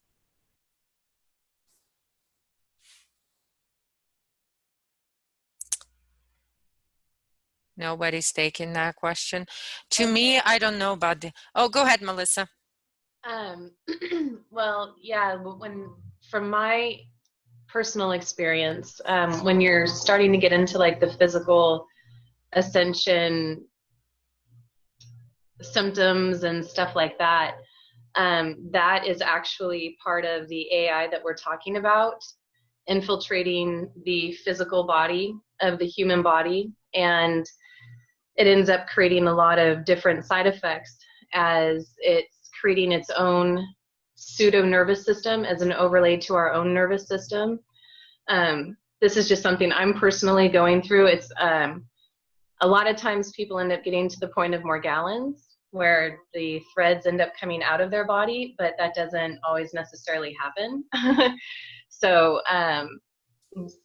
but again, it comes down to frequency, and what I'm experiencing is that the best and only way to actually cure this is to find that frequency of love and to stay at that 0 point in like every single moment. So I just wanted to put that out there with like the heart stuff and the palpitations and yeah. And then if you want to take it on the ascension and all of that. Well, I didn't, honestly, I didn't think of it, or at least maybe I didn't understand what was being said, that it didn't sound like it was an ascension. I mean, I have read this thing about ascension symptoms, but this wasn't explained as being something like that. And I mean, I've been very well aware of the AI thing and all of that, and I've been trying to stay away from all these things. So I'm not clear on, I don't know, I guess maybe I'm not understanding what's going on in that respect, and I just wondered what everybody else's take was. So that's pretty much it. Huh? I guess what Melissa is, I think, is saying that the physical discomfort is because there is a mismatch in frequency that's happening. And so, and what is happening because the invasion of our bodies, you know, it's going against our natural flow against our natural creation. And so when that takeover, the inorganic consciousness is trying to get into our body, it can create those physical symptoms, right? Am I understanding you correct, Melissa? Yeah. Okay. So And that so some ideas can for create alleviating a that? lot of, can create all kinds of different physical symptoms. But how to sort of act or how to react to that is, like Melissa said, is 0 point, meaning go into your essence, go into your center, and be in that frequency that is you. Because there's something foreign is trying to get into your body. Because right now we are bombarded with this inorganic frequency that's coming at us from all kinds of, frequency, everything. We don't even need to talk about all this mind control and all of that stuff. Mind control is broad subject, and this is just one part of it, because it is about our bodies. And so this inorganic consciousness is trying to prepare our body's frequency and lower our body's frequency so that it can take over our body. So when that process is happening, when this consciousness is trying to prepare our body or move into our body, we're going to have a lot of physical discomfort. Sheila, Yes. that stuff is external and it is there. It's real, okay? But your internal strength is stronger as long as you understand it and realize and accept that as true. If you do that, yes, the external is still there. All of those things, that we read about and hear about, and all those puzzle pieces, they're there to be seen, all right, but they need to be recognized that they're not the primary thing in this whole thing, what we're talking about. We're talking about the inner strength that surpasses that. Even the old Bible said it, the peace that passes understanding. That's a poetic way of saying it, but you've got to understand there's going to be forever these forces out there saying, well, it's this, oh, watch out for that, watch out for the other thing. As long as you chase after that, and I'm not saying it's not real, but I'm saying secondary, it's a response, it's a react, it's the AI, for lack of a better word. It's what they're doing to counteract what's really going on in the Earth timeline. Do you follow what I'm trying to get at? I do, and I think so obviously there's been something that I've come in contact with, or something that's obviously trying to do something, because I heard this and it was matching what I've been feeling lately, but I didn't think that I'm certainly not buying into anything. And so I didn't put two and two together, that's what, Lily, what you said about preparing the physical body to take it over kind of resonates there. And so then I don't really know very much about 0 point. I guess I need to do some study up on this. That's the inner you, the essence of you, the life force, the spirit. There's so many, we use so many names for this, but it's the real you, that the part of you that is connected to source. Okay, so that's 0 point. Oh, okay, thank you. Excuse me. This is Sandy. I would just wanted to say, it seems to me that you can also experience discomfort when you're releasing things, not also because things are coming in. Yes. Well, based on what happened to me on New Year's Eve day, I would say that's right. And maybe without my knowledge, that's what I'm still experiencing, because I hadn't felt right since then either. I think you can sense that. You can sense if something's coming in and something's leaving, hopefully.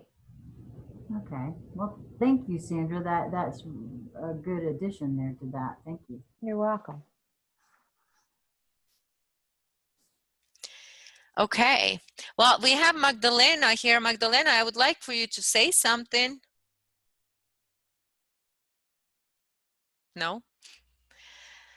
Okay. So do you guys want to talk about maybe what we need to start concentrating on or what to create? Are we coming to the end? We've been here for almost 2 hours. Yes.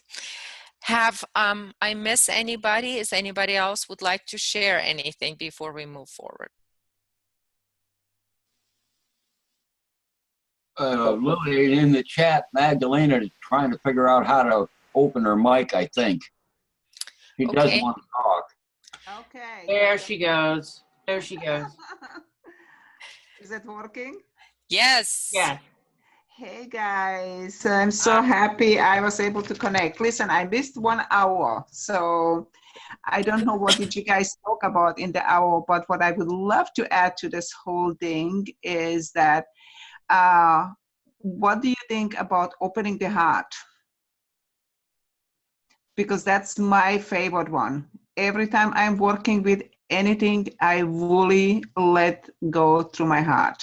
And I will tell you, there's so much stuff going on, and that's where actually I'm harmonizing it or kind of adjusting it.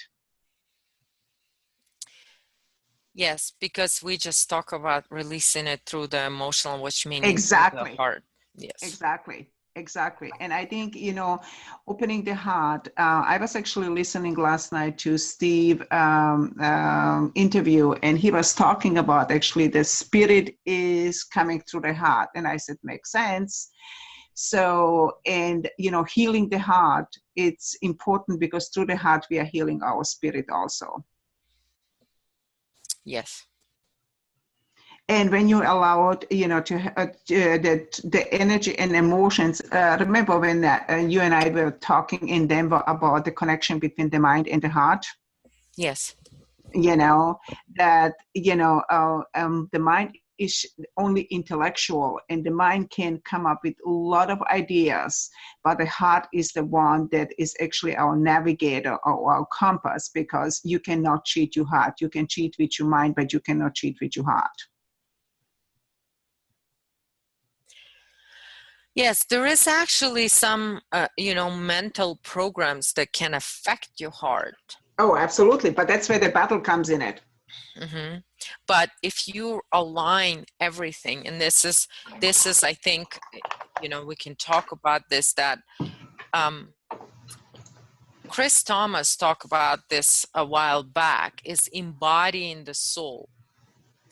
What does that mean? It's meaning that you align everything to your inner self, to your center. So that means the heart, your soul, your mind, everything has to align and work within this, that everything is coming from within out, and everything within you, all of your 3 bodies are in harmony and in alignment. Mm-hmm. You know, your mental body, your emotional body, and your physical body. And so when we start this process of healing, everything starts, and healing usually is emotional. You know, this is how we also get sick, is when our emotions are off balance, when we're not in tune. And so, from that, it expresses first. And then your mental body understands the process, and your physical body aligns to that healed self that is you.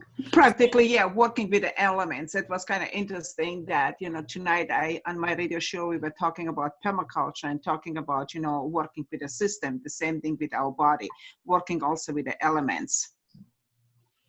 Yes, because we, you know, we have to bring ourselves in harmony first within ourselves. So everything has to be in harmony, and we have to take control of our holographic reality, meaning our soul part, and meaning that we have to, when Chris Thomas talks about embodying that soul, I mean, you express your spirit and into your hologram.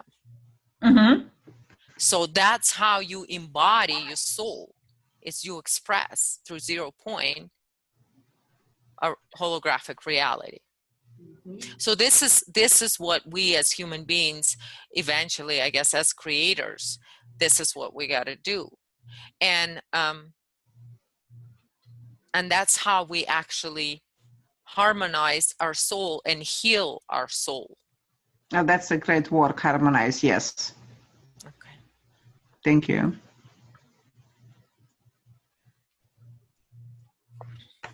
We have a question in the chat, and it's from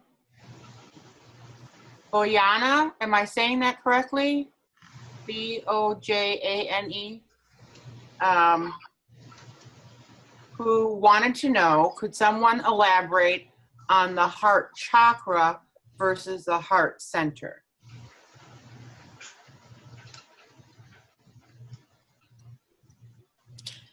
Niels, do you want to take that one?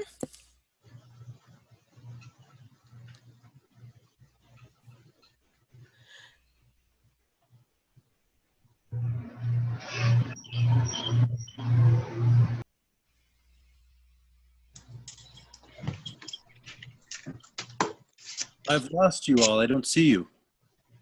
Huh. We see you. Okay. Well, I guess I'll talk to a white screen.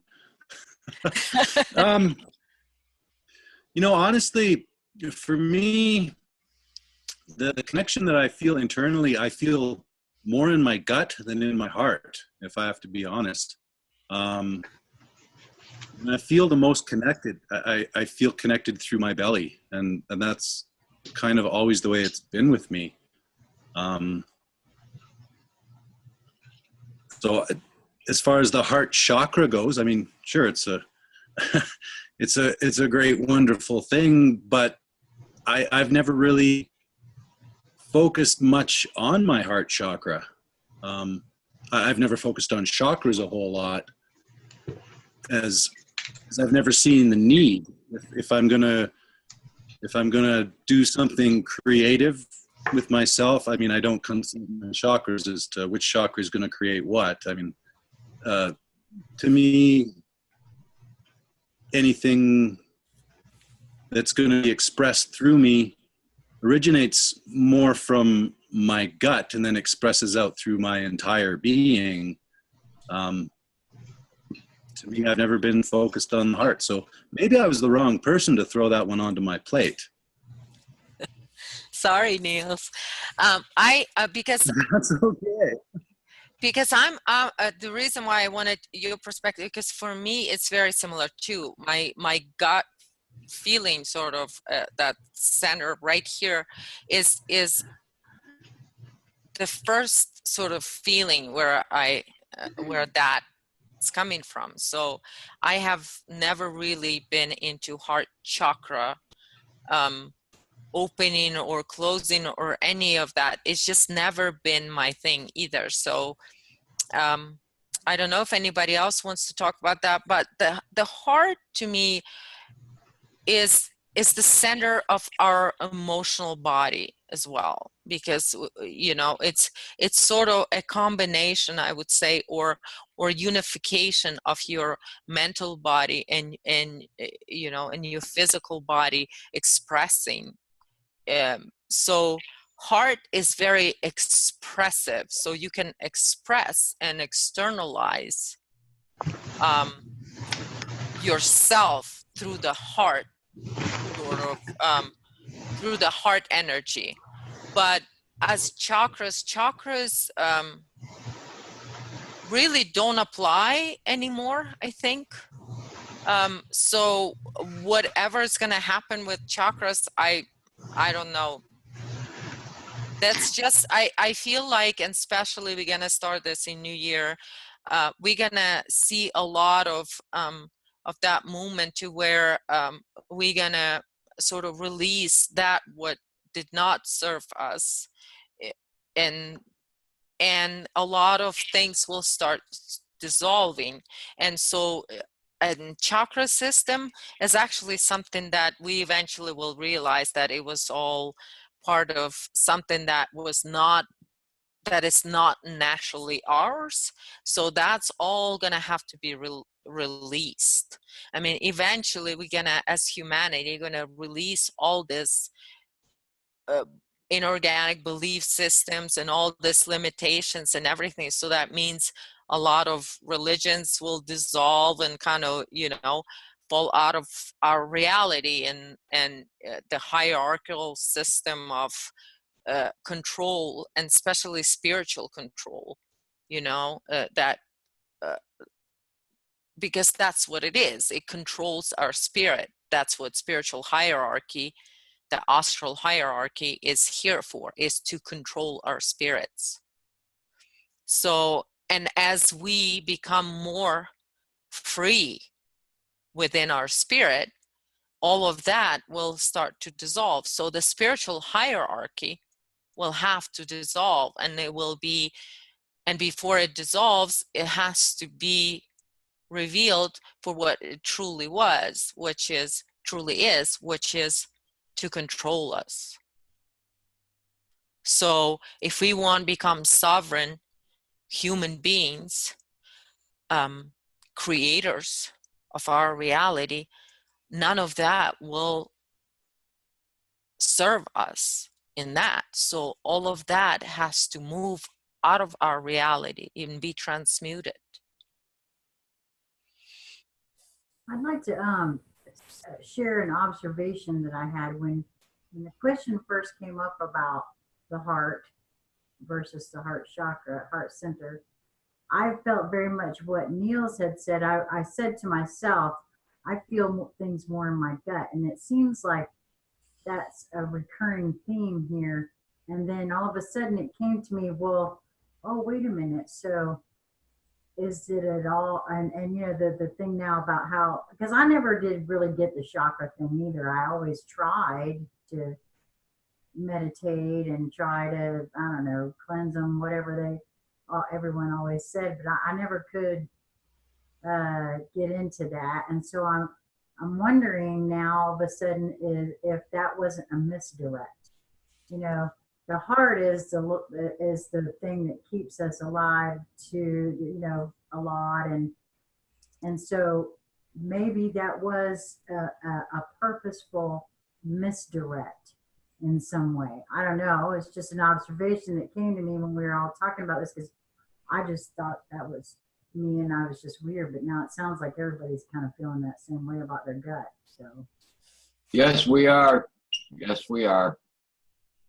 Gut works for me. And when you think about it, religions always push the heart as where God's tucked away. So I don't buy it. I do feel emotions through the heart, but I call my gut my lie detector, and it never fails me. And it's like Maury said, instinct, intuition. I trust that more than my heart. Absolutely. Human beings naturally are supposed to be in that, which is an instinct. We are this our manipulation of our mental body, the technology that we have in our minds and things like that, it really messed up this brain, which is like Victoria was saying, that is the gut, is this other brain, is it's that the source brain, I guess, or that. And as a human being, naturally, for us, that's how we are naturally. And all of this collecting the knowledge and all of that stuff, this is an unnatural state of being. So we've been in this unnatural state of being, and we've been through the programming of the mind. But through that mind, through our gut, we actually can connect to the inner knowing, which is a collective mind, which carries all of the information, or call it an Akashic record or whatever. But we, in that instant, we can connect to that. And this is the inner knowing, things you just know. That's where it's coming from. It's coming from within you. And so the thing is that what we are trying to figure out is how to harmonize this mind with that mind, because we do have to harmonize it to be in harmony ourselves. We can't just say, oh, okay, all of this is wrong, so we can throw it away. We can't throw it away. This is what we have, so we're going to make it work together in harmony with our spirit. Okay. Hey, everybody, if I could say one thing. This is Boyana, I asked the question. Basically, I just wanted to ask, I wanted to hear what everybody had to say. I believe also heart chakra and the rest of the chakras to be energetic or astral implants imposed on the human beings. And when I hear everybody talking about connecting to the source and to Mother Earth, people usually say going within the heart. And I believe that to also be in that region around our physical heart, the center or the seat of our soul or our spirit. And this is the area through which we connect to Mother Earth and the spirit. And I also agree with the gut thing, but I do believe the gut basically is about our instincts, and leads us sort of through life. But as far as heart, as far as our connection to other spirits, other beings, our loved ones, Mother Earth, I feel that we connect through our hearts. That's basically that. And thank you everyone for elaborating. Oh, thank you. You know, this is the thing. I think that we, a lot of times, and I'm realizing this more than ever these days, is that a lot of times we talk about same things. It's just we have different terminology for it. And so for you, what you just explained, you explained to me a 0 point, and you call it as a heart. So we might have different terminology or call it a different, but I think at the end, we basically talk about the same thing. What do you feel? Yes, absolutely, I agree. Yeah. Thank you. Thank you. Thank you. Thank you for being here. Sure, it's a pleasure. Yeah, and Victoria, you posted something in a very interesting piece of information about pituitary gland and pineal, and it's in the chat. Can you please talk about it? Because I don't know if you're going to be able to save the chat. I'm here. Oops.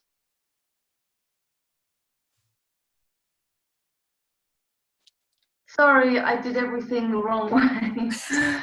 Yeah, I was just had this flash that for the moment we've spoken about the brain being the duality. We're kind of stuck in this brain duality wave. But when we become connected to the gut instincts, and the heart is the kind of operator so that the two work together, the domination of electricity, the lord of all false gods and belief programs, and you speak very often about the pineal gland. I was just thinking that I can't pronounce it, the pituitary glands is what is responsible for all the lower organs. So if we're being dominated by L, that would mean that was controlling only the duality in our brain. But by activating the guts, the pituitary instinct, the pituitary gland will then work in harmony, and the pineal gland will then take back its real action, because the heart is enabling us to access, as Jeff, you were saying, the Tesla coil has an open outlet, but we can then become infinite when we light this heart connection to the pituitary pineal. We open the gates. we're no longer a closed circuit. We open the gate to, you know, absolutely everything. We all know that. That's why we're all happy and strong. And we just have to get this message out with all these different terminologies that we have, because we're all jumping in our own ways to different expressions. But I think we're getting there. I think that the stronger we get in our knowing, the easier it is to express and to change the vibration into a you know, trinary beat, which is the key to that now moment, to that to the 0 point, to whatever we want to call it, which is, as you said, Melissa, so beautifully, and so many people have said tonight, it was just an idea. It just came to my head. It is very interesting because we had a discussion about pituitary gland, that it is a spirit expression, and this is how our spirit expresses, is through pituitary gland first. And it's interesting now that you're connected that just right now to, and it's very true that it is connected to the gut. Our pituitary gland is connected to our gut, and then pituitary gland is the first one, and then pineal is actually receives in whatever the hormones were from pituitary first, and then the pineal. I mean, it is always seemed to be like that is more center, or more closer to our center, is the pituitary.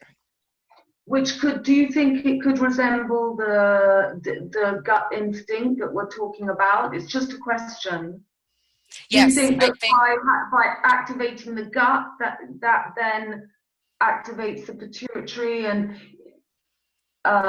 this all comes a little bit to, I don't know what you think about all this, but it's just a question, with what Santos Bonacci, not that I agree with everything he's saying now, but talking about, when he was talking about the nectar that gets activated, the enlightenment, and its journey down the spine, is exactly the same thing that Tim Waterman, or whatever he was called, is talking about, the Tesla coil and finding scalar technology. It's exactly the same process. It's the same process of finding out that, yes, there's a closed circuit and an open circuit, but there's a transformation process that has to take place between the two, which would be the heart, and which would also be what Santos is talking about as the journey of the nectar going down, which is Santa Claus, which is the sacrum, which means that's why we have all these pedophiles, because they're accessing this through little boys. You know, we're all being used as energy batteries, but pedophiles are having direct access whilst the child is still in that natural, beautiful state that, you know, we lose when we lose our inner child, when we grow up. So it's all kind of coming together, all these different ways of saying the same thing. But I think that we're all agreed that it's not just the heart. That's maybe you know, it's what we're talking about, the alternative media spreading messages. Maybe they don't mean to be wrong. This is just a new access of knowledge, of joining the dots that we're coming to. The gut's in it as well. And, you know, we can become the owners of this process. We don't have to be under the L, which is the patriarchal takeover of the pineal gland and the chakra system. We can make the whole thing happen through personal activation and observation. yes, absolutely agree. Yes.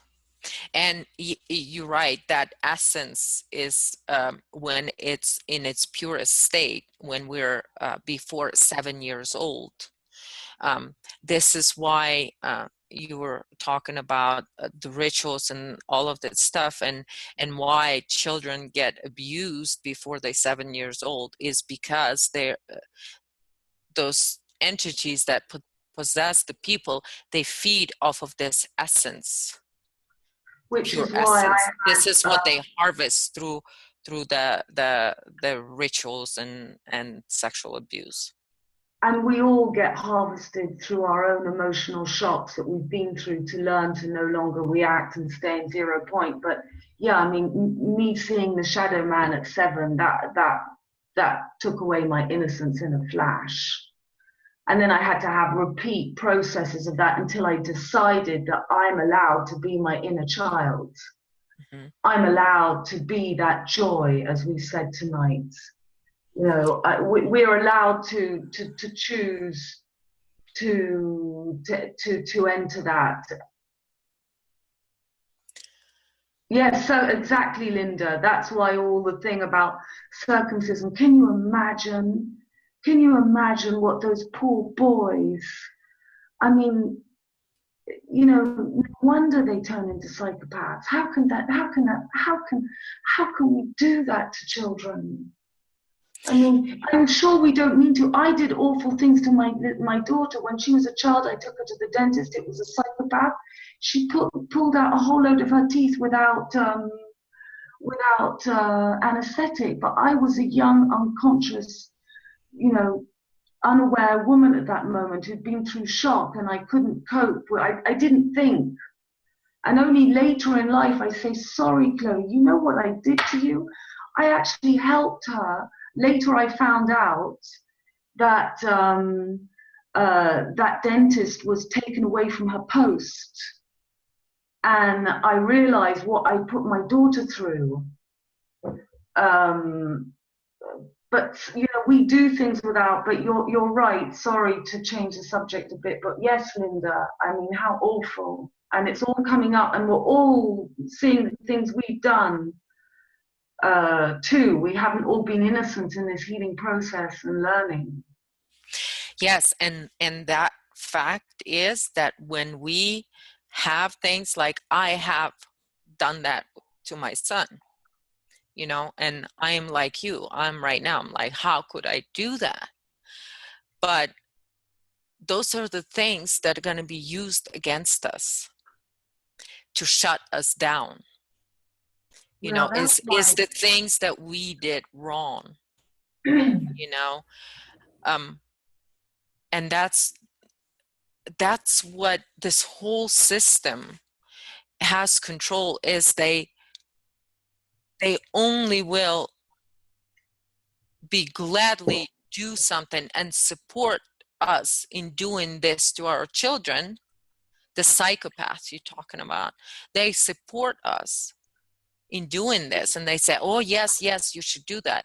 So then we have this heaviness on us, so then we cannot find our own sovereignty, that we cannot open up as you know, a human being, because we have all of these things that we've done wrong.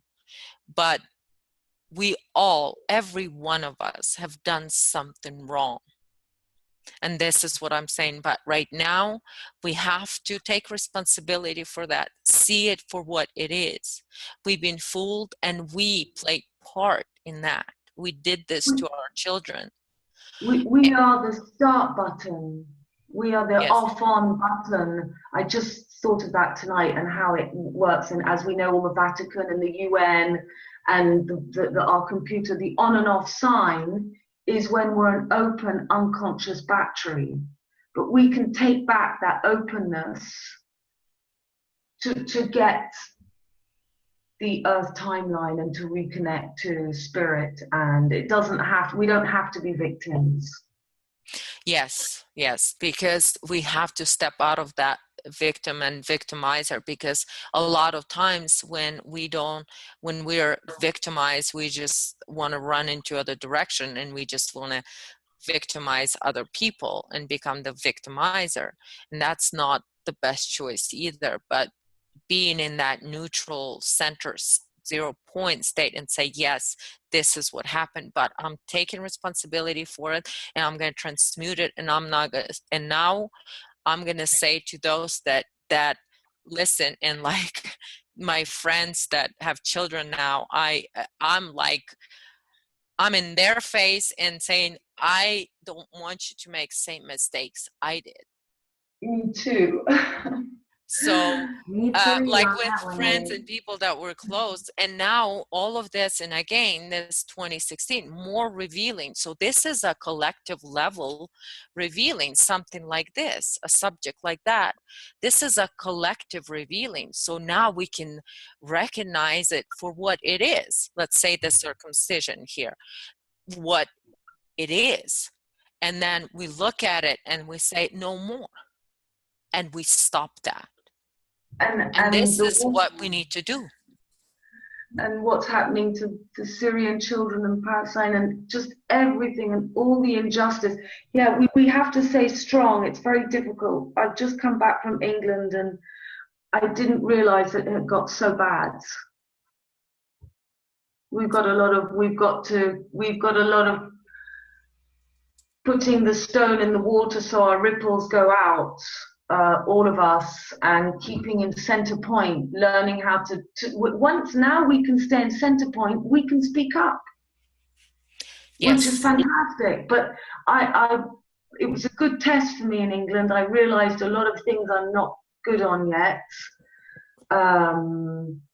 You know, extreme cases of my aunt that organized a whole trip from the north of England to go and see the Queen of England, and the joy she had that she did something from her whole community for the Queen's Silver Jubilee last year.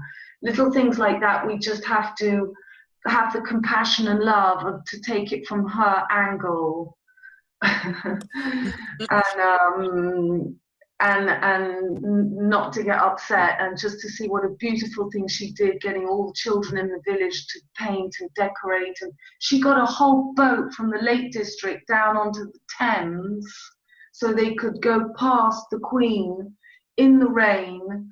And it was such a massive thing that she did that it was just, it's so lovely that it's finding the angle. It's very difficult, our gang, but we're going to do it. Yes, and it does take bravery of the soul to express this knowing.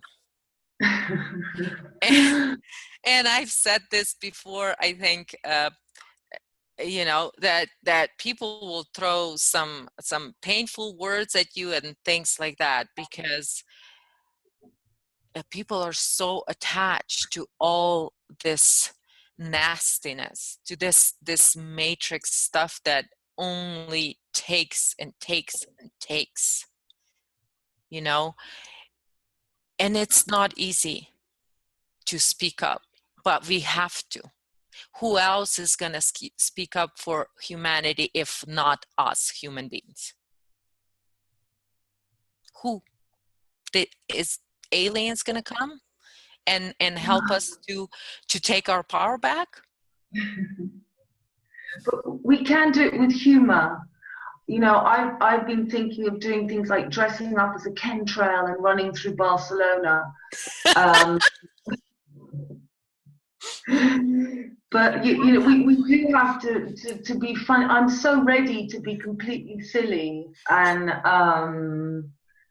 but I'm also ready to be locked up in a concentration camp. You know, whatever's going to come. But what I really don't want to see is humanity thrown into a virtual cartoon, which is what I thought has happened in England. It's turned into Looney Tunes. What's up, folks? I mean, the people are becoming an animated virtual game, and very soon Big Brother is actually going to be trapping human beings in virtual prisons. So we need to be strong and have a lot of humor. Yes, because psychopaths don't really get our humor.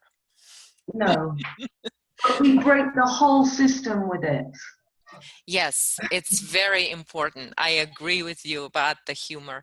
And you know, the other thing that I wanted to mention is that we need to, with all this different, a bit of a different perspectives and different terminologies and all of that stuff, we have a little bit still processing our own fear that we are being still fooled by this or that or that.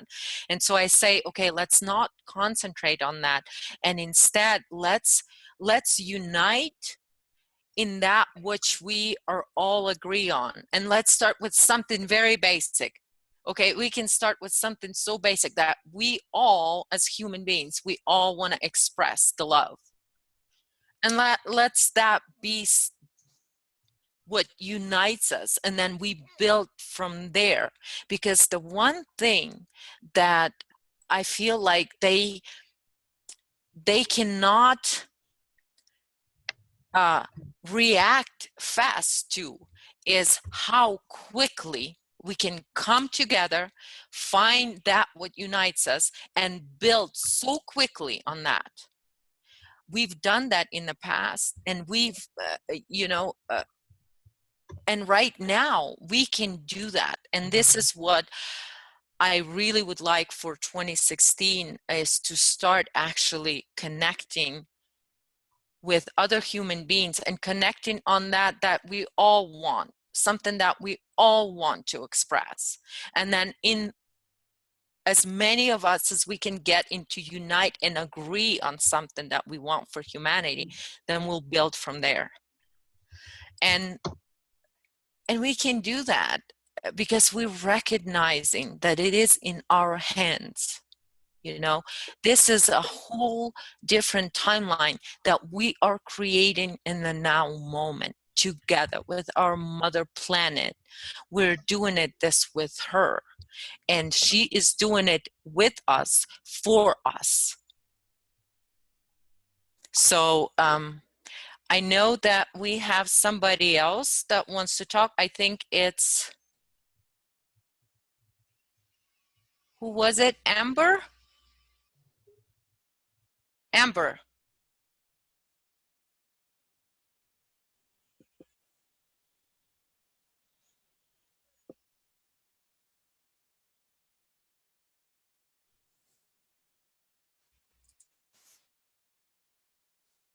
Amber, we can't hear. Can anyone hear Amber? No. No.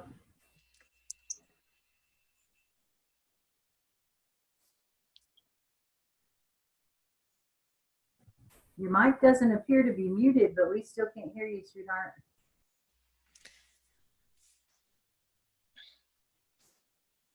It should be on. Okay, we can hear you now. Go ahead. Okay. Well, just recently I had some HK sessions, and I had one from a man in Australia, and it's like I'm a new person, totally a new person. It's like my real spirit is finally here. I knew she was always there. I knew that part of me was always present in my being, but I was overshadowed by a very strong, domineering grandmother spirit that wanted to take control.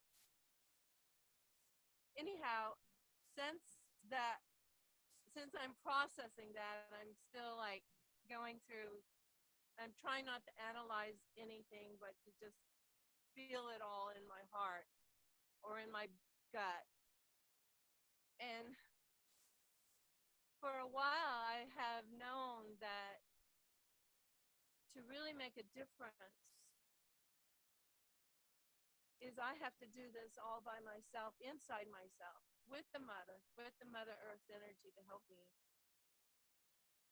And I cannot focus on anything else externally. I can't I'm so empathic. I can't look at anything that's going on in the world. I can't be focused on any of that because it's just too hard for me to cope. And I live by myself with my animals and lots of animals. And so I occupy my days with just doing for them and for bringing in the firewood or whatever I have to do on a practical level. But I have felt so much that since now I truly know the spirit of me is this amazing, strong, incredibly connected with y'all and connected with those that we're walking this similar path together. an earthling, we're embodying this change so powerfully. We really don't have to do anything outside of ourselves. Because when we do, we take away from the magic and the creativity and the inner change that's going on with the planet and how she's supporting us. It's like if we focus on anything external, we're like letting a part of our power go away. I mean, that's just how I'm seeing it for myself. And I just wanted to share that. It's just been an amazing revealing and releasing and letting go and forgiving of all those influences that had me being small and insignificant. And now it's like what was revealed to me about why I chose this life to be the way it is, which has been, I mean, I've been through cancer. I've been through the whole 9 yards.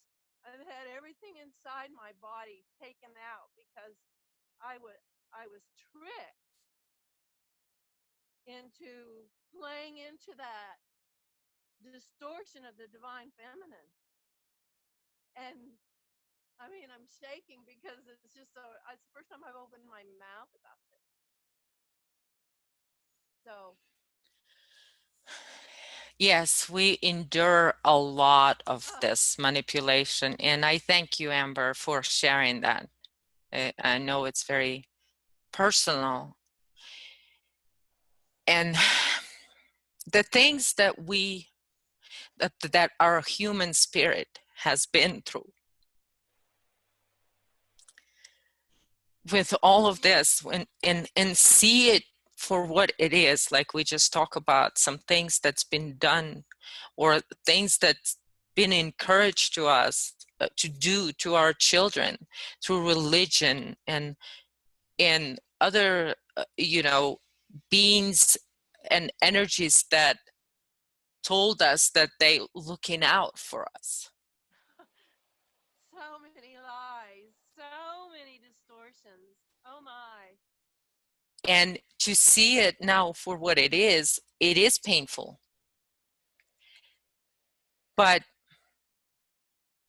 if we don't change first, nobody can change humanity. And this is just like, I think Sheila was saying, that it's each and every one of us all around. And if we take responsibility for ourselves, if we are the change that we want to see in the world, then it will reflect in other human beings. It's like I know from what James told me is that I have cleared not just for me, but for all the grandmother spirit, the mother spirit that was in me and is now gone, thank God, or no God, but thank goodness. And all the lineage down the line has been cleared. And for all of women, I knew, some part of me knew, the spirit of me knew when I was going through this 5 years ago intensely that I wasn't doing this just for myself, that I was clearing something for generations, the generations of the female line, the women in general, that, well, if I can do this and I can get through it and I can be strong, I'm helping 20 other women down the line or whatever. And that's just like it's so empowering to have that confirmed. It's amazing to stand in that. And so I'm just going to continue on my little way in my own home, and I don't look at much of anything on Facebook. I come to the Earth Soul group, and I might share a little bit here and there, but not much, because I just am really inside myself with this, and it's like that just gives me so much power and strength. And I'm grateful. I'm so grateful. I'm so grateful to all of you. Thank you so much. Thank you, Amber, for sharing. Thank you. And yes, we are family. We are humans. We're all humans. And that's at least one thing that we can all agree on. And let's build from that. And let's come together as I think that we're starting to recognize that we are the happiest in in being a human. I remember there was a time when I don't know, quite a few years ago, when that thing was very big in all the spiritual communities, trying to figure out where you're from, what planet you're from. Are you connected to Pleiadians, or are you this, are you that? And I kept searching and searching and trying to figure out, who am I connected to, and all of that stuff. And I probably are connected to somewhere. I most likely is starseed from somewhere. But that was so frustrating and so disempowering, to look for something out there that, the past, or looking, where I came from, and all of that stuff, that through that time when I was trying to figure all that stuff out, I haven't been me. I haven't spent time with me. I haven't enjoyed being me, because I was looking who I was in the past. And right now, it doesn't matter if I am from there or there. What matters right now is that I am empowering a human being that is me. I'm empowering that essence of me that is a human being. And I think this is what all the ascension people, all the groups, all we need to tell them is, you have ascended. You are a human being now. So, because being a human being, it's simple, it's beautiful, it's the most amazing feeling to be in yourself, to be you, to be a human being. I don't know, to me it's fun. So I guess humanity is that rebirth of our essence. It's already happened. Like a lot of people are saying that ascension is rebirth of humanity. We're actually going through rebirth of humanity, meaning we're human beings, and we have the most joy when we're just human beings, which is incredible to me. So I think that right now our lesson is, and for those people that might still wait for for angels to come, or Savior to come, or Christ to come, or something, what I would like to tell those people is just, in the meantime, if you're waiting for them to come, why don't you just enjoy being a human being and be a powerful human being? And you may enjoy it so much, then you forget about the aliens that are supposed to come and pick you up and give you a better life. Okay. Is anybody have any other statements or subjects that we would like to discuss? It's been more than 2.5 hours. Yeah, I would like to talk about coming into community in the physical, and not just for me, I've kind of been always plugged in to working the best with other people, and I feel like I feel like we all have that, but I'm having trouble with I recently graduated from college, and I'm kind of in limbo right now trying to figure out what to do. And I've been doing a lot of meditation and inner work and really spending a lot of time with myself. But I'm noticing that when I'm with other people, and I worked on a couple organic farms and lived out there, and those times when I was living and interacting with a whole bunch of different people from all the different walks of life, that I got the most growth from that process than I ever have in my life. And I'm finding it like, I know when I'm doing my inner work and I'm finding that clarity within, that when I do that, I also get an intuitive hit that, okay, now I need to act out in the physical world. You know, what am I creating? Like, because I'm creating from the inside out, but with that comes action. I don't feel that, like, if I meditate in my room or I just kind of, you know, clear all these programs and that magically everything will change. I feel like there is still a bit of action to be taken, and I'm curious on what you guys think about that, with kind of people coming together more in a community basis and having more of the discussion too of how to be a true human being, because I feel like a lot of people are coming together, but kind of with all of the ascension information and all of the kind of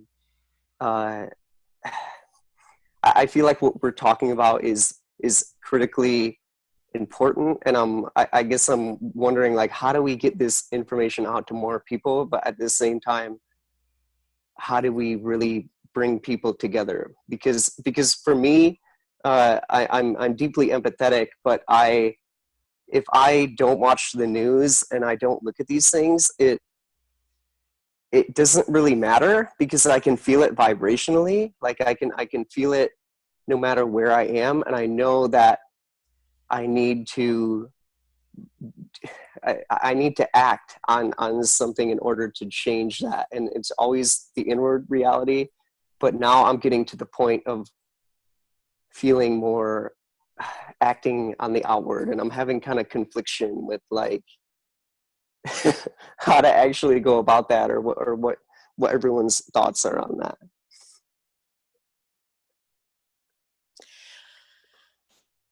I'd love to say something about that myself, if that's okay.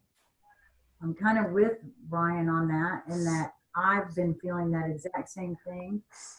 And I've been asking to be brought into, you know, a situation, or just trying to find a situation like that. And I have the same types of issues where, you know, I really want to do something like that. I don't even know if I'm able to, but I would love to try. And I think part of it, these kinds of discussions have helped me immensely, but it's like Ryan saying, that's not all of it. That's a piece, and it's a very important piece. And for me, it's a very recent piece to have brought together. So I'm absolutely on the edge of my seat to hear what anybody else might have to say about that too, because I know we're kind of spread out, so that's kind of tough for us specifically. Yes, the action is very important, because if we are creators, we have to take action to create. And so as for communities, I think when it comes into your field, like Ryan, you're talking about, that it is within your field, you're thinking about it, this is what something, well, go with it, go within, and you have the knowing how to create that. Or if you, like somebody just said in the chat, you have to intend to find like-minded people, and they'll show up in your life, because once you set that intent and you trust that intent and you express that intent, things will start changing to bring that. But the thing is, a lot of times we limit our creation because we have these thoughts that we say, okay, this is how it's supposed to be, this is how it's supposed to look like, this is, you know, how many people should be in there or whatever. It's like, just we have to learn how to create more fluidly, more add fluidity to our intent, meaning you have a very strong intent which adds this feeling. You have to create with your feelings. So how you want to feel in that what you want to create. Let's say, like you say, you want to create a community and you want to be in the community, living in the community of like-minded people. You know, you set that intent and then allow those people, you know, to come from whatever, you know, and don't set limitations to how it's going to be. Oh, it's going to be, you know, 5 families with 2 kids each or whatever, you know, that's all limitations, you know, in any kind of, we cannot put our spirit creates in this fluid sort of way. So we cannot put any boxes on it. Well, just as soon as you said that, Lily, something came in my head. I have been intending community, and now all of a sudden I have this community. So, okay, so I didn't even recognize it for what it was until you were saying that, and yeah, so I'm thinking, Melissa. So yeah, obviously, at least that's a start. So thank you so much, and Ryan, thank you for that question too.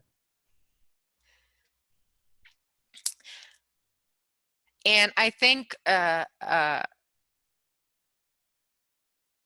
Christian wanted to bring up something about, you know, maybe for people to get together physically too. That's also a great idea, but I don't know how to create that. And if that's your intent, then express it, have that intent, and then people will show up and things will just happen, just sort of like this little community.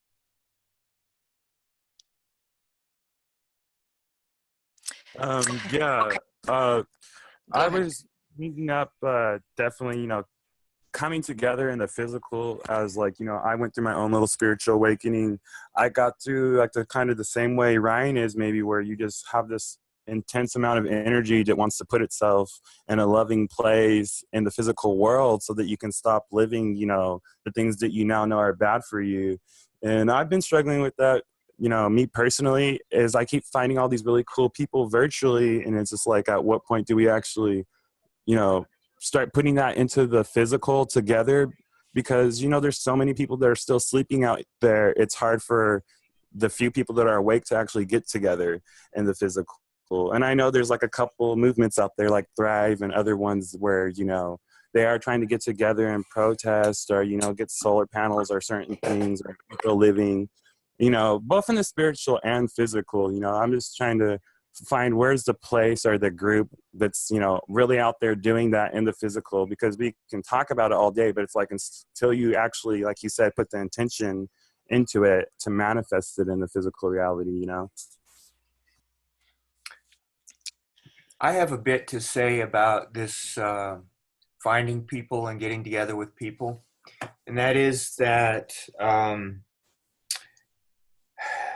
instead of trying to find people or get together with a group of people, what I've just seen in my life and in others' lives is that when you finally lock in to something that interests you and you start doing something, it doesn't even have to be like a physical project. It can be just something you want to do that you find for yourself. When you start doing it, attracts. And people are drawn to it with the same intent. And that seems to me to be one of the best ways to interact with people So that was just my little short thought on that. I'm going to add to that a little bit because we talked with Jeff the other day, and we were talking about that fluidity, that this energy has so much more fluidity that, you know, it's kind of like the right people just very gently will flow into your life and fit in where they need to fit in. You just have to trust yourself and trust your intent and have the integrity, because I will tell you this much: if your intent is not within integrity of your spirit, things will not come together. They will fall apart. And these days it's a lot more faster, and everything that's out of integrity will not stand. I would also, oh, go ahead. But that which is, you know, in pure intent, and if that's what you want to create, let that intent be known, let it all out, and trust in your spirit that it will create. And then I would also add, you know, even in the HK holographic kinetics community, everybody wants to get together, but there's a purpose to being spread apart.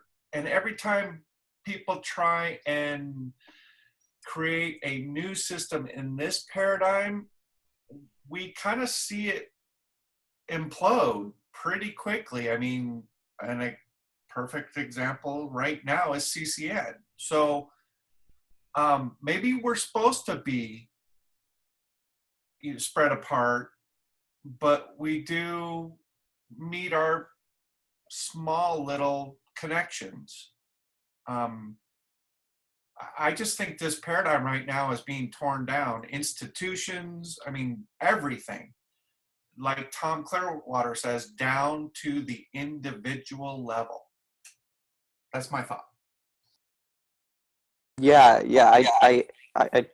I totally feel you on that. And I think I do love the fact that we are so separated within, like, all around the world, especially with this information that I feel very few people are aware of. But for me, like, I know a lot of people in my area that are into ascension and into bringing people into community.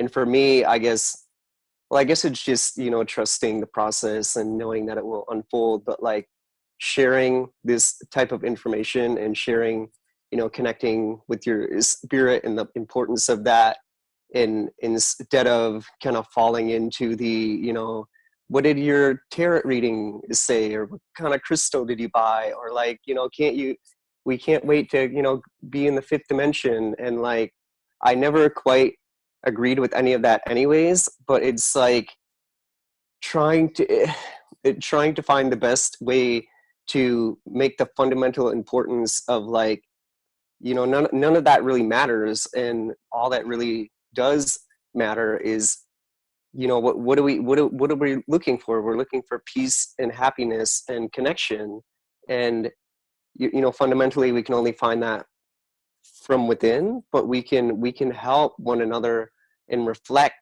be reflections of one another to find that, and not to, you know, get so focused on all of that ascension information and all that external stimulus. And so I guess it's kind of like, for me, I'm not looking much at all at the external, but I'm looking at the, like Lily said, you know, looking at the spirit of of your other fellow human being. And it's like, I just want to connect with you, spirit to spirit. And, you know, can we just sit in silence, or, you know, share stories and share joy, and not worry or not get so fixated on all of this crazy information that is out there. And so yeah, I guess I'm figuring out how to do that, but it's just Yeah. It's a lot, but it's fun. I'm really enjoying it. Yes, and you can connect to ascension folks too. They understand jokes. You can joke about ascension. Tell them, give a couple of jokes about ascension, and Oh yeah. It's just it, because we do connect. We do love to laugh together. So this is just part of the things that you can connect with people. But I think what you're what you're trying to do is you're trying to create something more mentally. Is you have a lot more visual sort of how it's supposed to be. And so what I would sort of recommend is just feel how you want that creation to feel for you, and just feel it, really go deep into that feeling, and then release that feeling into external, because that feeling is the power that universe, or the creation, that external will respond to it, because it has to bring your reality into that. So how you gonna feel? So this and whatever way it might be that it's not gonna be a physical community, and maybe it's just gonna be this every night. Or I'm just giving you an example. Well, I'm down with that myself. I don't know about anybody else, but Go ahead, Melissa. Oh, you muted. I was just saying I'm in on that too. Awesome. Okay, so we've got some new people that joined in, some left, and so are we going to close up, or is there any other questions? You guys having fun in chat. I can't catch everything. Anybody wants to have a talk about what's going on in chat? No? Okay. Okay, I said in the somebody, Linda, go ahead. Yeah, we were actually just talking about this community thing, that one point is that with everybody moving so fast, we could get into a community and find ourselves totally out of sync with everybody in 1 or 2 months. And then you've spent all this time and money relocating and forming this thing that you no longer vibe with. And the other thing that I've been saying for the longest time is that we are spread around the world for a reason, that we're each like anchors for our local community. We don't even need to know our neighbors or the people, but if we're at a certain frequency, we're going to affect the consciousness of the people that are around us. So for decades I wanted to be in a community, and I've been exposed to a few of them, and whenever people get together that are like-minded, they're easily infiltrated. There's always trouble. They just don't work out in the long run. So what we have here works great for me. I think it'd be nice to have 1 or 2 people within the local area that I could get together with occasionally, just to be in communion with, to use a spiritual word or religious word, excuse me. But I don't feel that desire anymore to be in a community. And maybe that's because I'm older and I've been through a couple decades of what Chris and Ryan are talking about.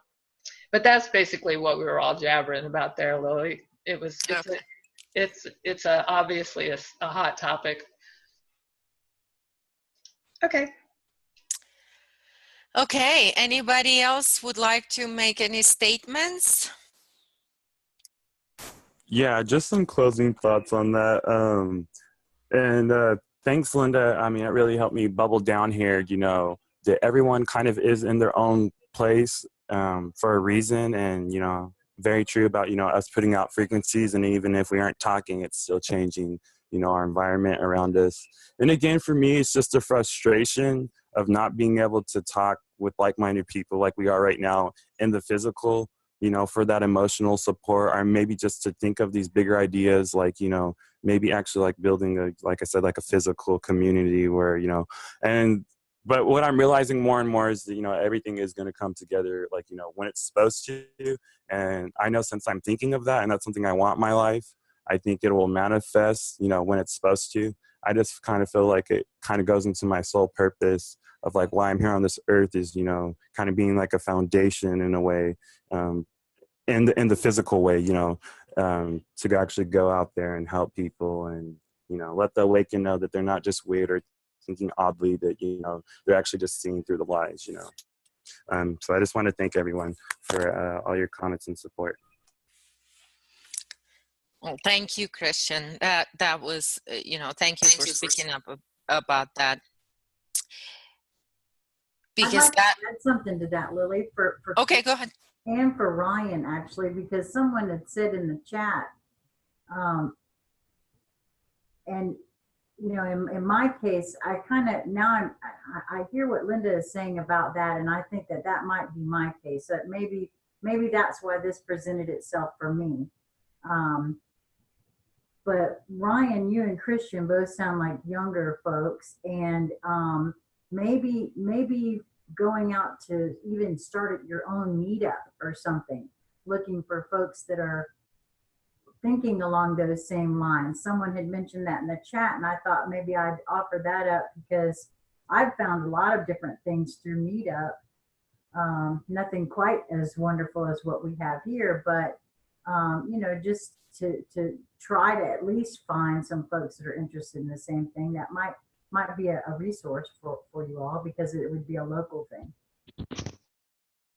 Yeah, that's a very interesting point, Sheila, because for this 2016, the small will be big, meaning that something like this is a small thing. We don't have, you know, a big channel that organizing these meetings. We self-organized it, you know, and this is, I think, more, and especially with the younger people like Ryan and Christian, it's, you know, because we are taking our power back, we will be the ones that will self-organize. So starting this, and if that's what you want to create, then, you know, like we started this talk, and everybody that's here, we had something in common, or some things that we were going through similar things, and so we all have that foundation, that connection that connects us. And so the same thing with this, and you can just start that, and right now through all these different channels you can find other people and start organizing this, because with a lot of things that were sort of big, they're too big, and usually it has to have the old system in place. If it's a too big of a project, it means it has to have some kind of hierarchy type of system in there. And so, no, you know, even though there is equality, but there's, you know, it's too big. So if we start small and expand and start creating small things, you know, and then expand and expand and expand. Okay, because, and this is how I feel also going to be with alternative media. There's going to be a lot of new people that are going to start small like that they will share things that other people connect with them, and create a community sort of, and where they can talk about this stuff. And this is what's going to happen in next year a lot, with a lot of the people in alternative media will be falling out. The ones that are out of integrity, too big, or having the old system in place. Well, this is my network. Everything has to be done the way I like, or the way I believe. So everybody who is here in my network, you have to subscribe to my ideas and my control. You know, this is how a lot of people work even in alternative media that is supposed to be freedom. But look at some of the new people that are popping out. They're just, you know, creating their own communities. They're speaking up, and there's so many outlets that we can do that through. So I agree, you know, start small, because small with integrity and pure intent will become big. Big in, even if it's not going to be big in the size, but it will be a very empowering. Yes, So empowering. small, personal, individual creation is very empowering to an individual. Okay.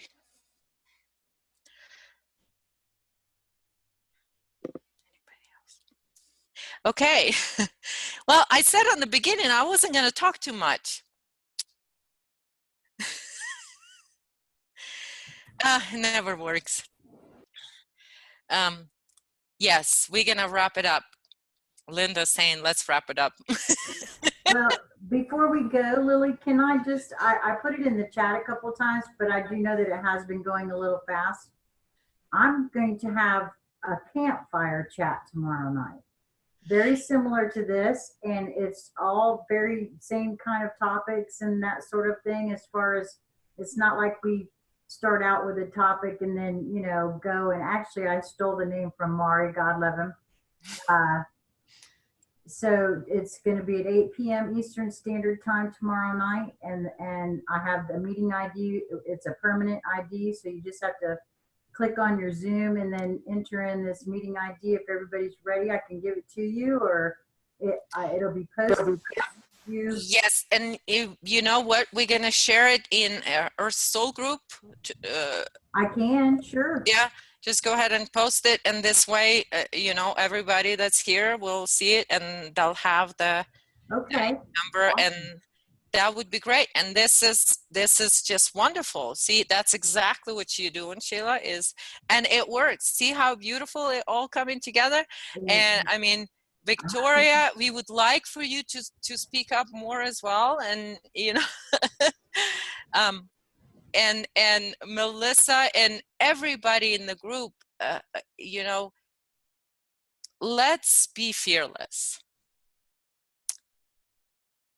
Let's be fearless, and let's put out there what it is that we wanted to see for humanity, because we do have a right to speak up for humanity, because each and every one of us is equal to every other human being and every other living being on this planet, and we do have that right.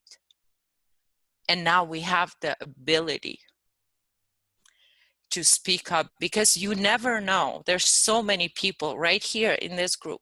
There's so many people here that had given me so much, that ahas, there's so much confirmations.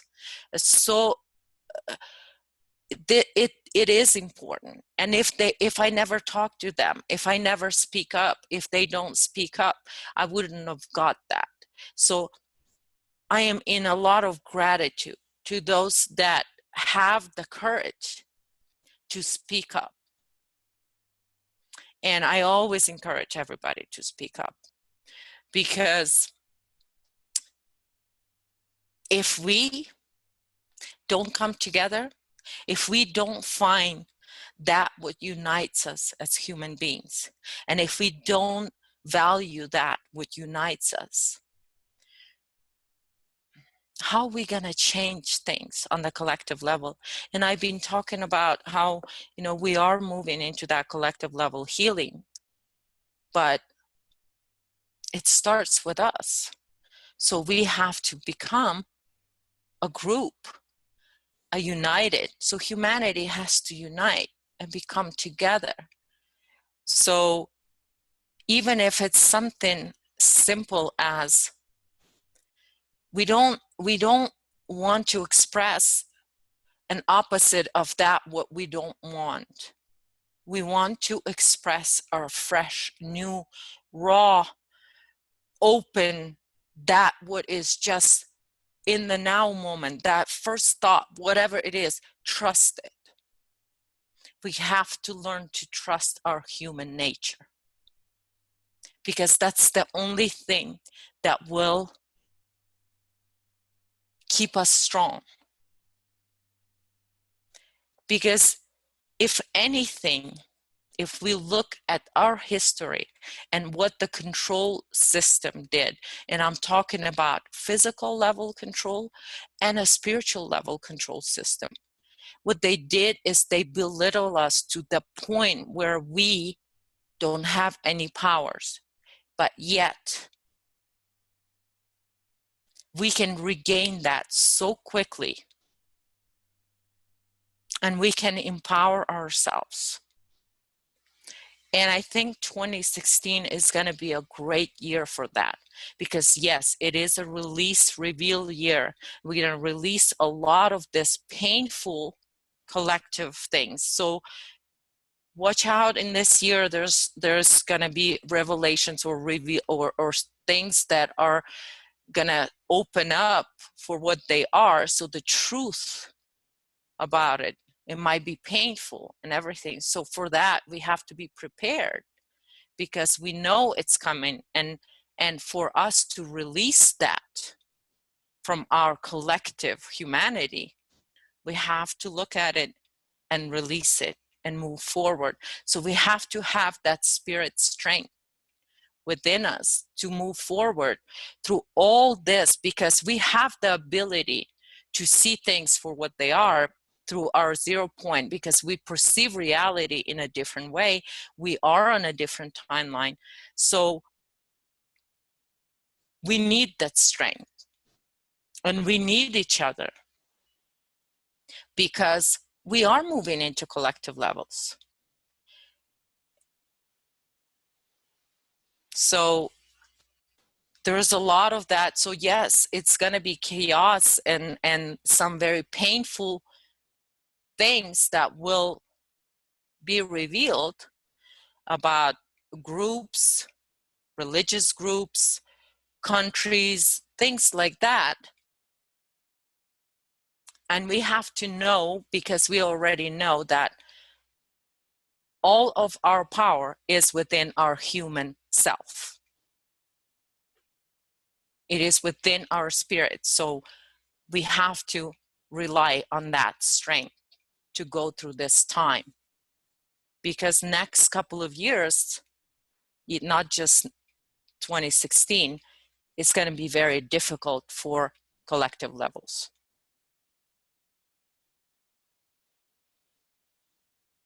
So that's sort of what I wanted to say, that we need to find the human connection. And I hope that through all this this revealing that's happening in alternative media and everything that's out of integrity will fall out of our existence, and it will just move away out of our reality, and we can even heal the alternative media, and the alternative media will become pure. And people like, I just named, and it's you, it's us that have to express that purity. So as things falling away, we have to stand together in that what connects us. Because even though we're right here, we understand what matrix is, but still a lot of us are relying on that, on the matrix system. We still have it in our everyday life that is right here. And we say, well, it's falling away. We're releasing it. It's moving away. It's going to be moving away from our life as well. So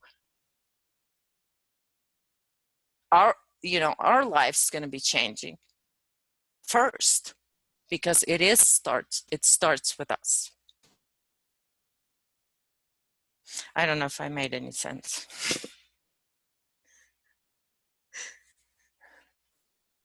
Okay. Anybody else would like to say anything? I guess what I want to finish with is what I wanted to create in this 2016 is, yes, I'm ready for all the lies and all the manipulation and all of that nastiness and those that are out of integrity.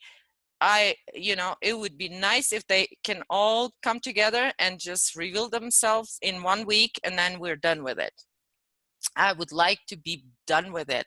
All this, oh, I am wrong, you're right, all these people are bad people, and those people doing that, and all of that stuff. There's so much fighting going on right now. It's all falling apart.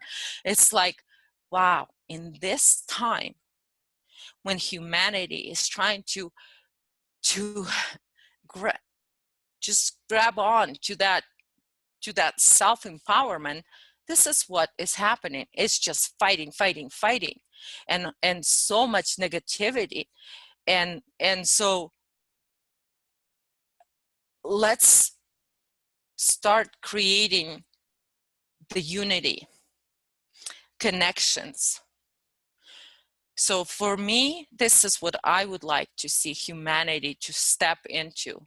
Yes, we have to reveal all this nastiness, but let's have sort of a broader perspective on that, and let's say, well, this is all need to happen, and it's going to happen, but that gives us a possibility to create our reality. So I want to move on into creating a human reality on the planet. That's my desire, my intent, I guess. So who else would like to speak up?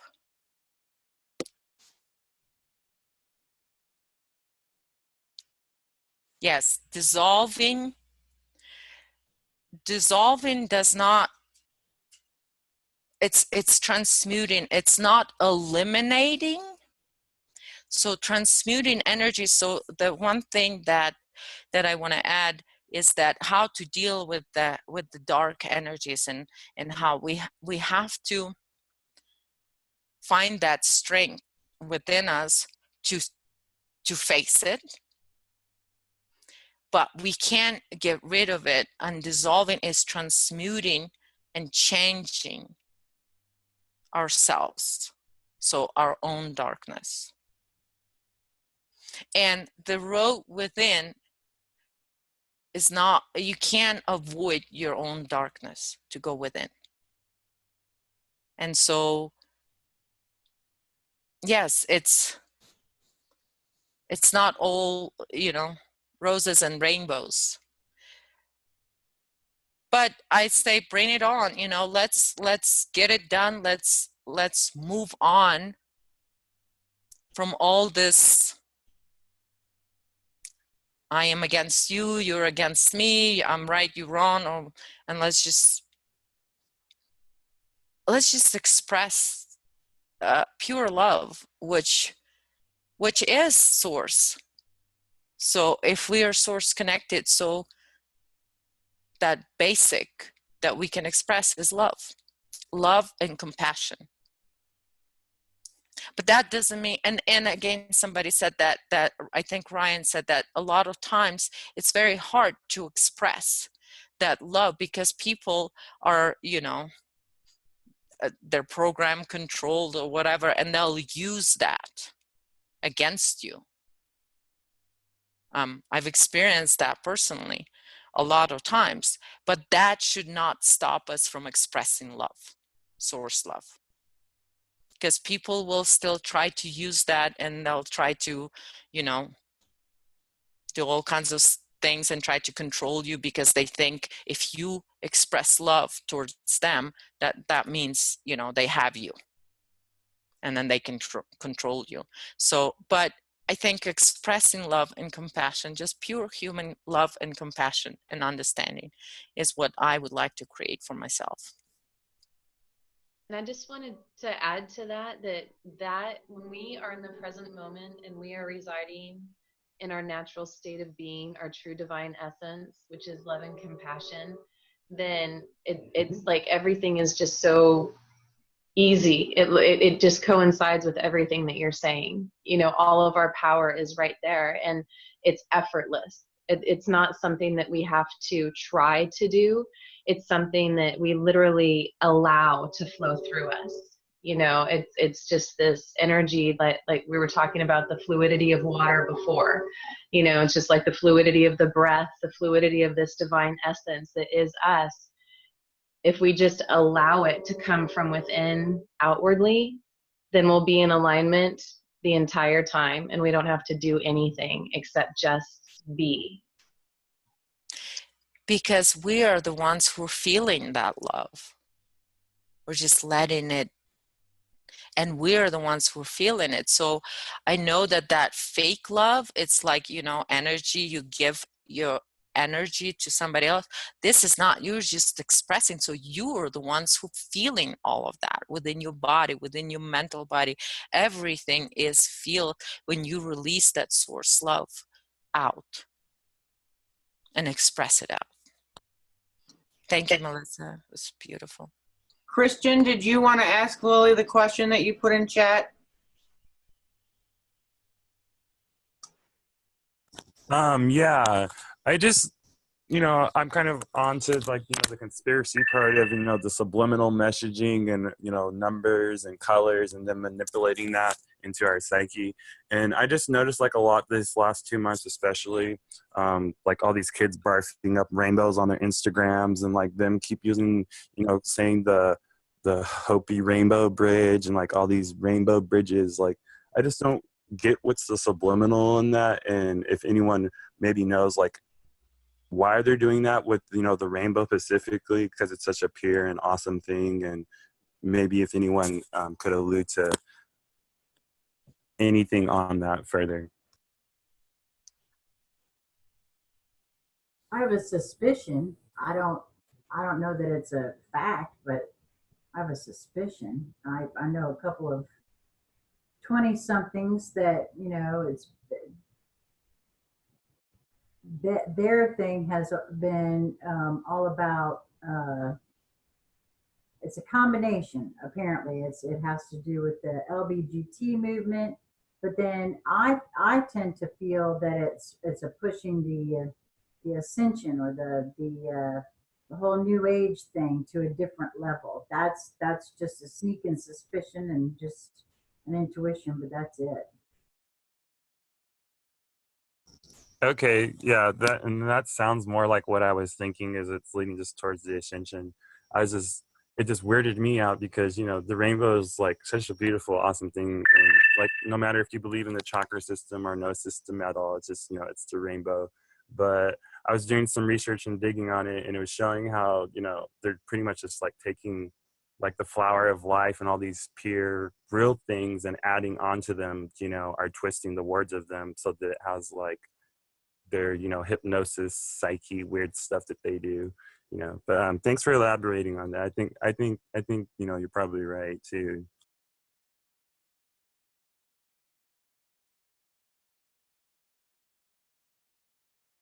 Well, I noticed that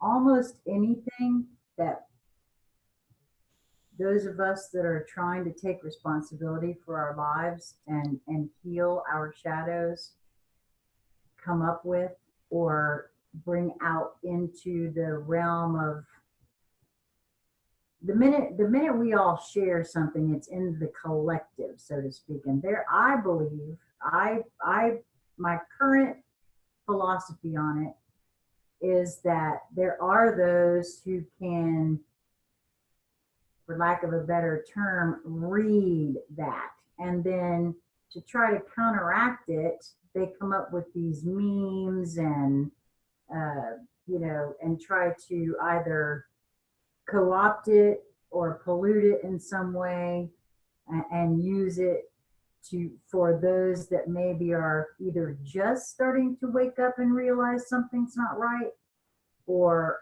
because I found myself pulled into something and then back up and say, wait a minute, that's all of a sudden that's just not feeling right, or something like that. So I mean, that's just an intuition, and again, nothing I can put my finger on, but something that's come up in my mind about that, because it's happened quite a lot.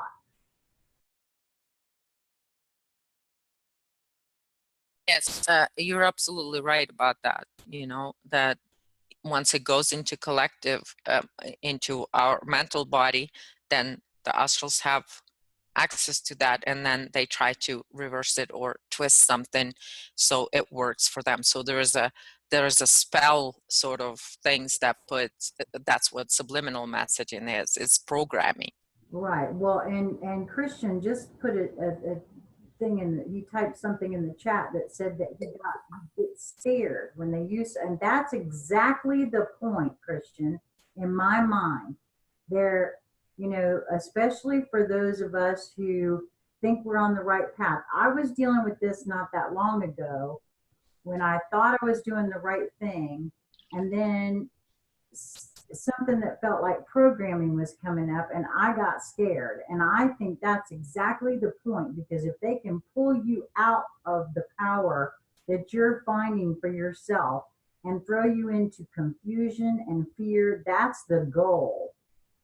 All the distractions and everything else, that's exactly the goal. So for me, from now on, whenever I feel that way, I try to stop and look around and see, okay, what is causing that? Because I now always suspect that someone's trying to pull me out of being empowered, because that's their fear, is that we all become empowered and take responsibility for ourselves. That's, again, just my take, but that's exactly how, and as soon as I realized that, I felt a whole lot better.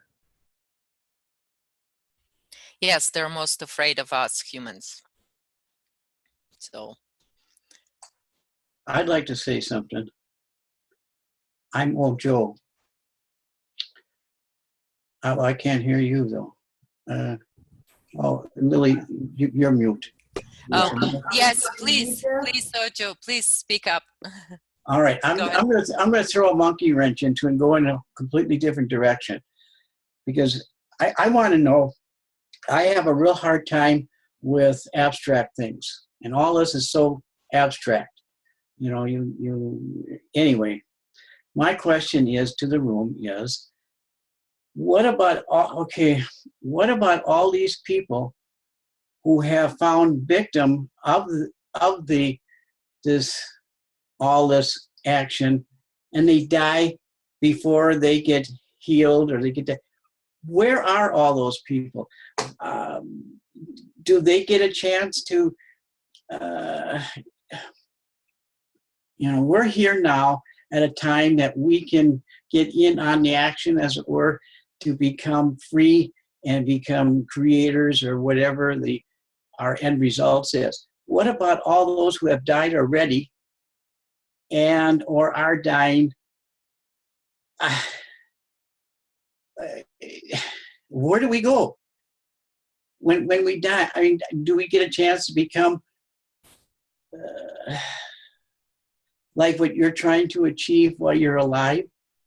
You know, somebody at 25 or 30 years old, they got a number of years to get their resonate to the point where they can become creators and doing the things that we're striving to do. But what about all those of us that aren't going to get it? We're going to end up dying before we get it. What do we do? You know, I'm trying to take this all in, but it's so strange for me. I'm coming in at a very late time and try to understand where you guys have been doing it for years and years. And so this is like,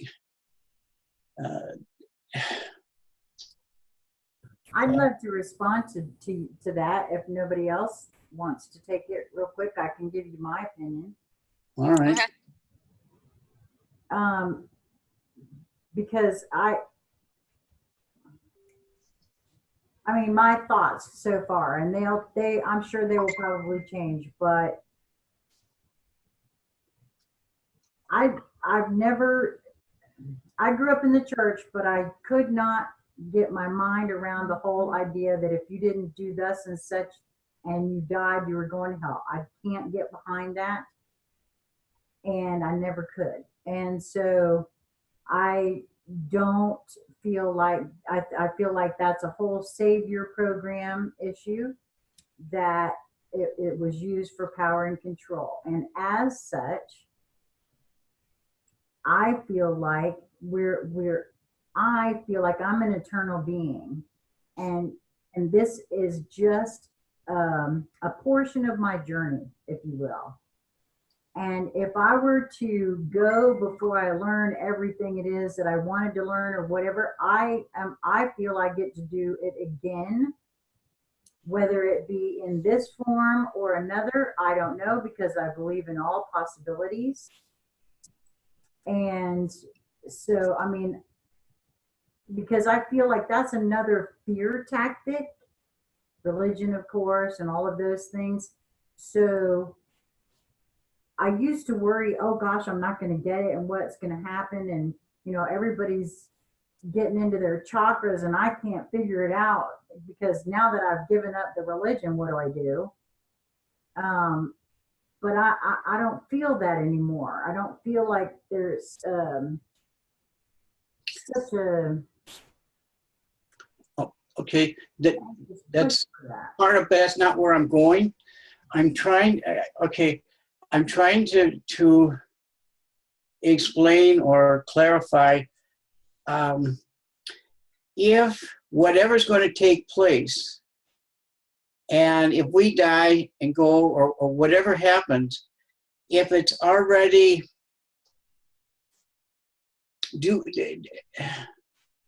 we're not, okay, I'm not looking for anybody to save me, but why are we learning this if the moment is, no matter what that moment is, it's going to happen.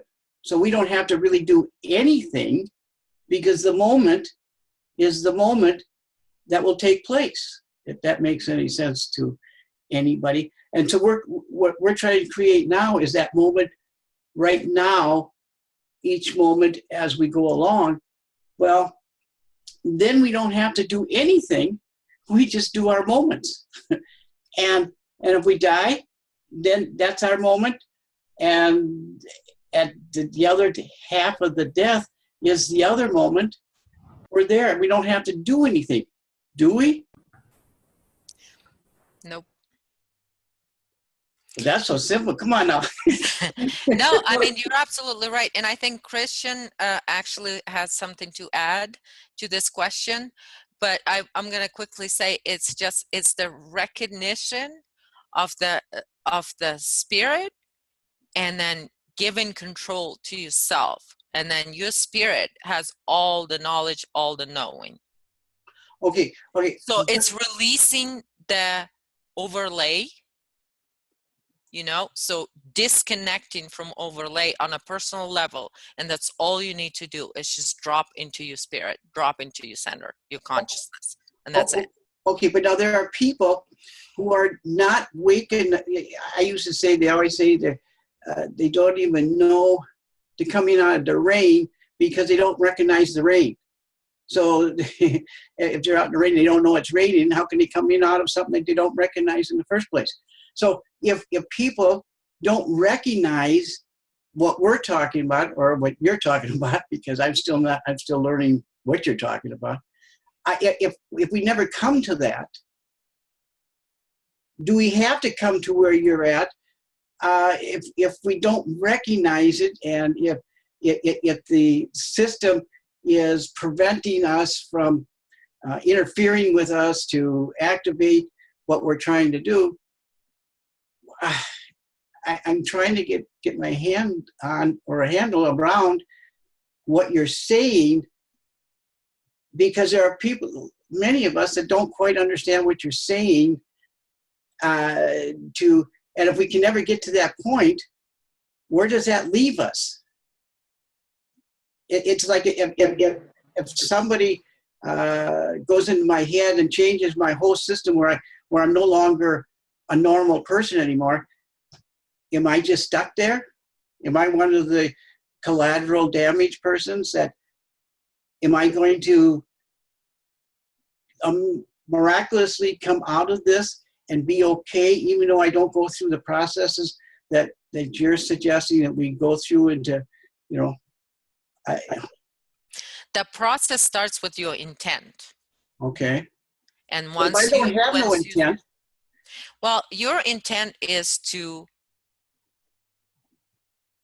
I'm understanding your intent is to move your consciousness into your spirit, so you're in your essence, so you're expressing your life out of your essence, so you won't become who you are, which is a source human being centered.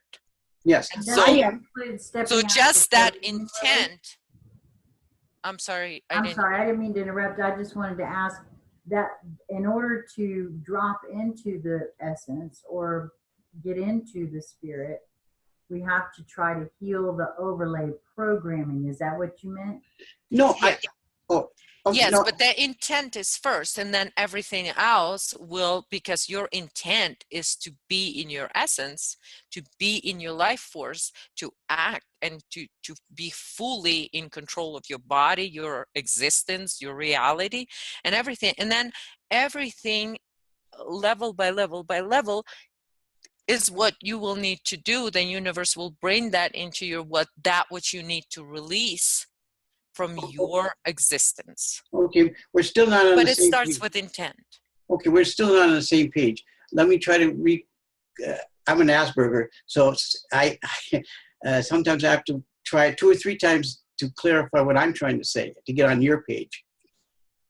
I'm talking about if you never come to this point that I have to do these different things.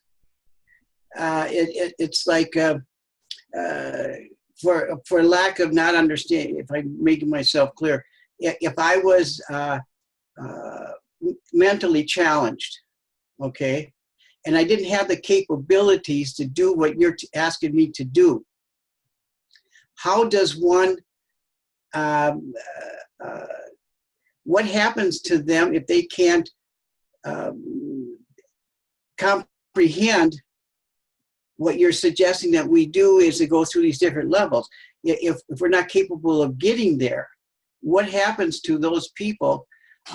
There are thousands and thousands of people that will never, would you say, come to that conclusion? Or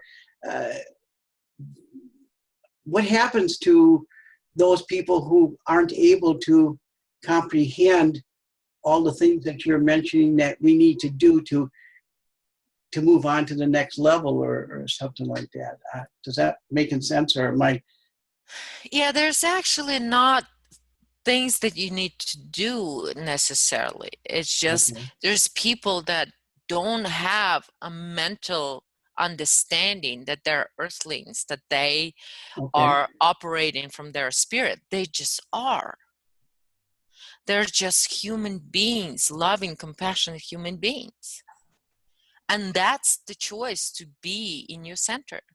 So some of the people that might not have, there's a lot of people on the planet that will not have this kind of conversations. Right, that's what I'm talking about. They'll just be in their pure essence, and they'll be acting out of,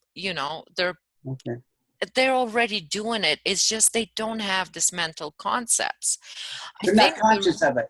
Yes, they're not conscious of it. They're already doing it, and that's the choice that their spirit have made, and so that's what they do. You did it. You just, I'm understanding it now. So because of their innocence, they're not barged by all this negativity because they are already being humans without this stuff. We who have been alerted to a lot of our negativity need to get rid of our negativities, but some of those other people don't have the negativity to get rid of. They're already living their life so that the spirit will guide them without the negativity, is what you're saying.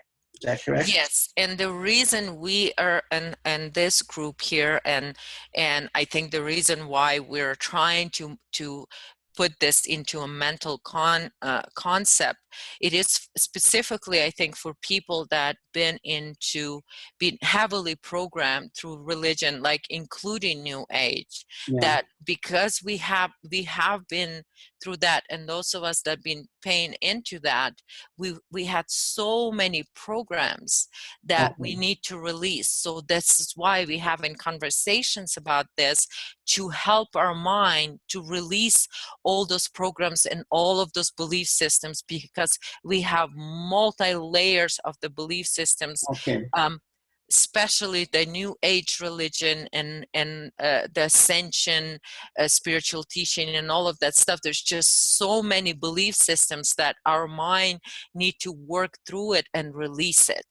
And some people that haven't been through a New Age mill, they might just keep their purity, and that's what they are, and they don't have a concept mental. But because we were heavily manipulated mentally through the religion, this is why we need to release this. Yes. And so this is why we're talking about what to do to release all these belief systems that we've gained through studying New Age or being part of it and things like that. Yeah. See, because I'm a background of a very strong religious, trying to get that out of there. And as you can probably tell, part of my worriness about people who aren't capable of doing it, and I want to get everybody to be able to be in a position where I've been fortunate enough to wake up to at least try to, to manifest what we're trying to do. I get it now. So the people who aren't been bombarded by a lot of that stuff, they don't have a problem like we do. So we need to work through it. All right, thank you very much. That cleared up. It'll probably create another problem down the line, but at least this time it just opened it up. Thanks. All right. Well, thank you for the question. Thank you, and for being part of the group and part of the call. Well, you're welcome. Thank you for allowing me to give my 2 cents. Christian, did you want to add to that anything?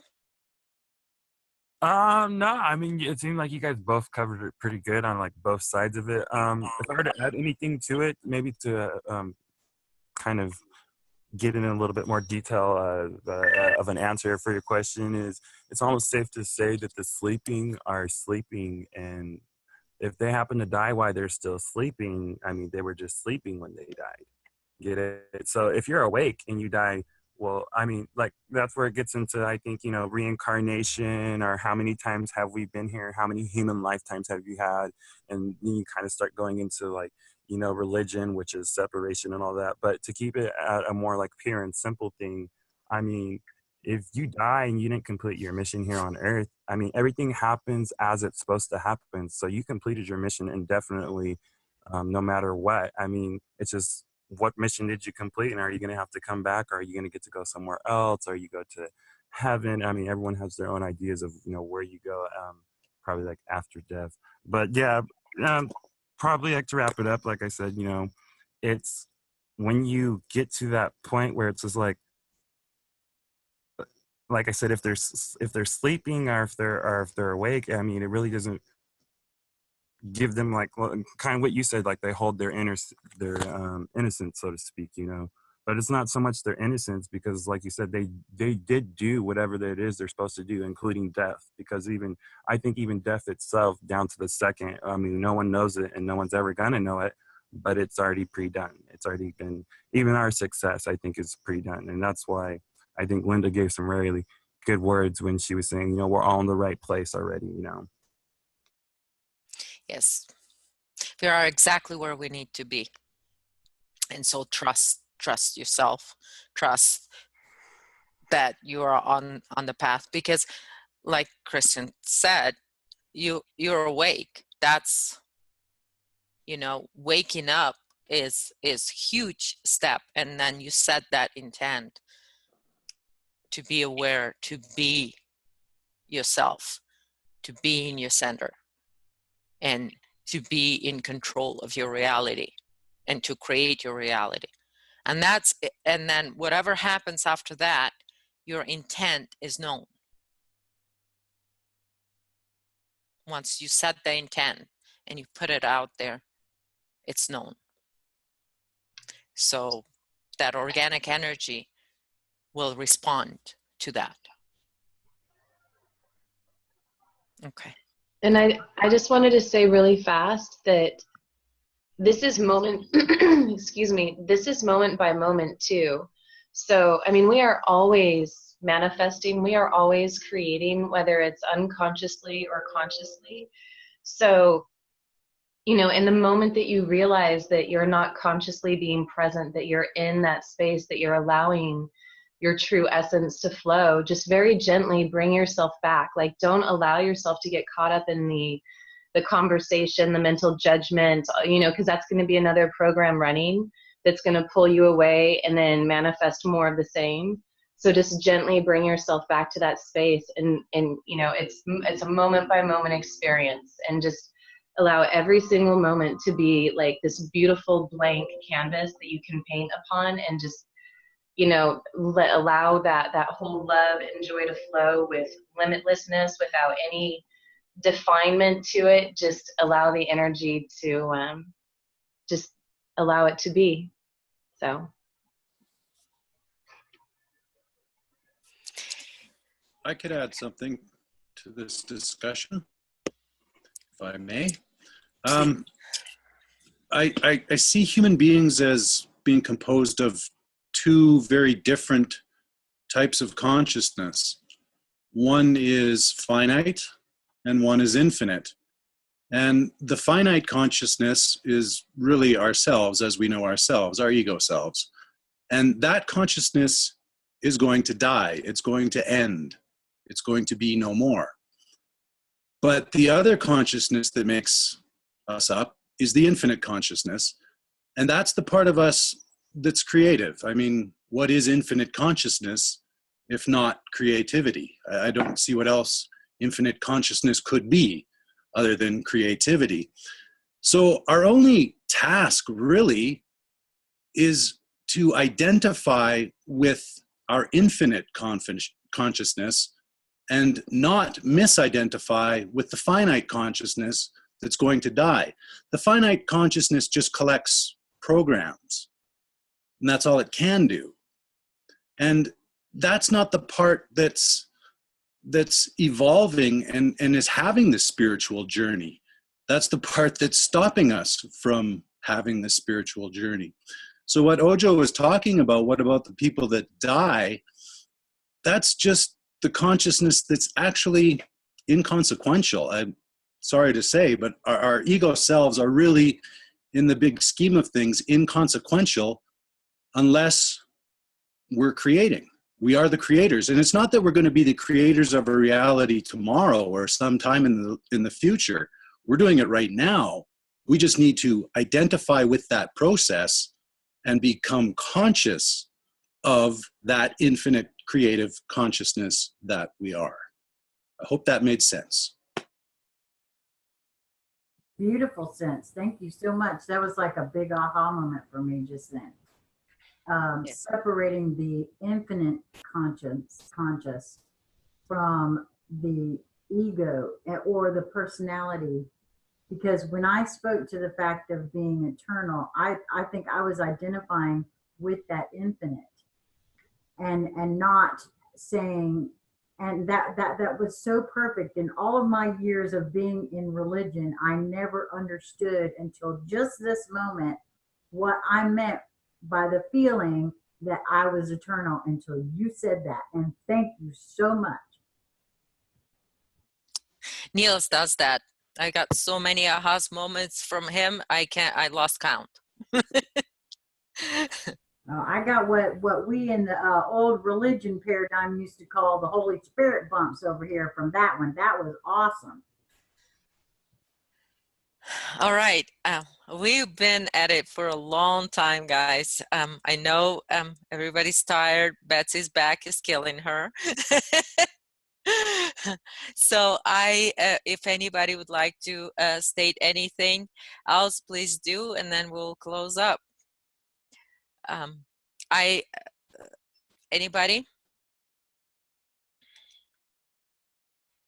Okay. Yeah, I would, or go ahead. You can go. Oh, no, Ryan, I'm done. Yeah, real quick, just, going off what you were saying, like about a day ago, I was listening to Chris Thomas. I think, is that his name? But he was talking about basically bringing the that we already, there is no ascension, right? We already are complete, and that we're basically just bringing in the totality of our soul or spirit into our being. And so what I've been doing lately is just, with everything I do and every moment that I live in, I focus on that infinite and who I actually am, and reminding myself of, oh my God, like, I created all of this, and I am connected to everything, and I am an infinite being, and I am capable of anything. And even though I may not feel that all the time, holding that intention, I feel the programming just leaving me, and all the crap that I've been dealing with for years and years and lifetimes just like falling away very, very naturally. And it really is purely that simple, just focusing on who we actually are, and and how beautiful and amazing and powerful. And yeah, so it's amazing how easy it can be when we really trust, and we allow, we just, and yeah, come into who we actually are. Yes, trusting and recognizing the beauty of the infinite consciousness that is us.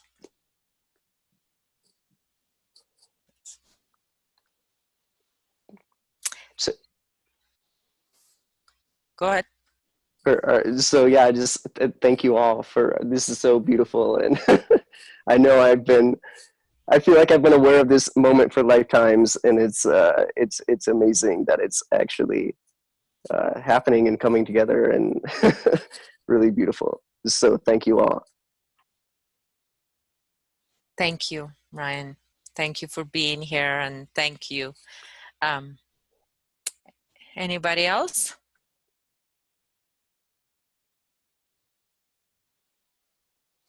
Okay, well, I want to just thank you from the bottom of my heart, every one of you. For me, a couple of years ago, to think that I'm going to be in this place today, having this kind of conversations, it was never, it seemed impossible. But somehow my spirit had intended this. And it seemed like when it was impossible, I just put that intent out there to find people that are human and proud to be human, to find all of you. So I am a living proof that that intent works, because I know from my own personal experience that I've set that intent. Because like earlier, we're all talking about how we are all empaths.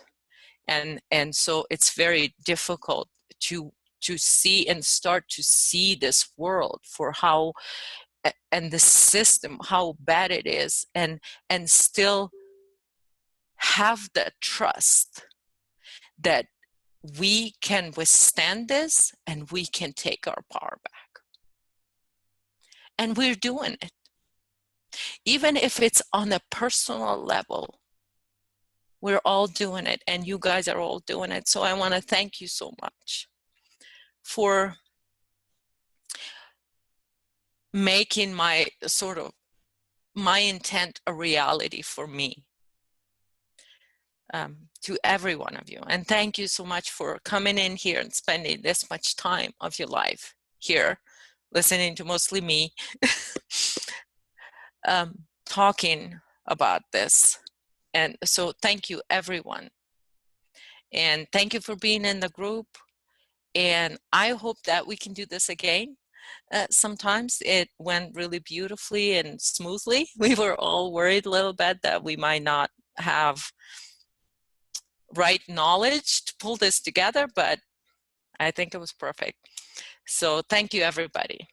I really appreciate it. And I hope we do this again. So until next time, thank you.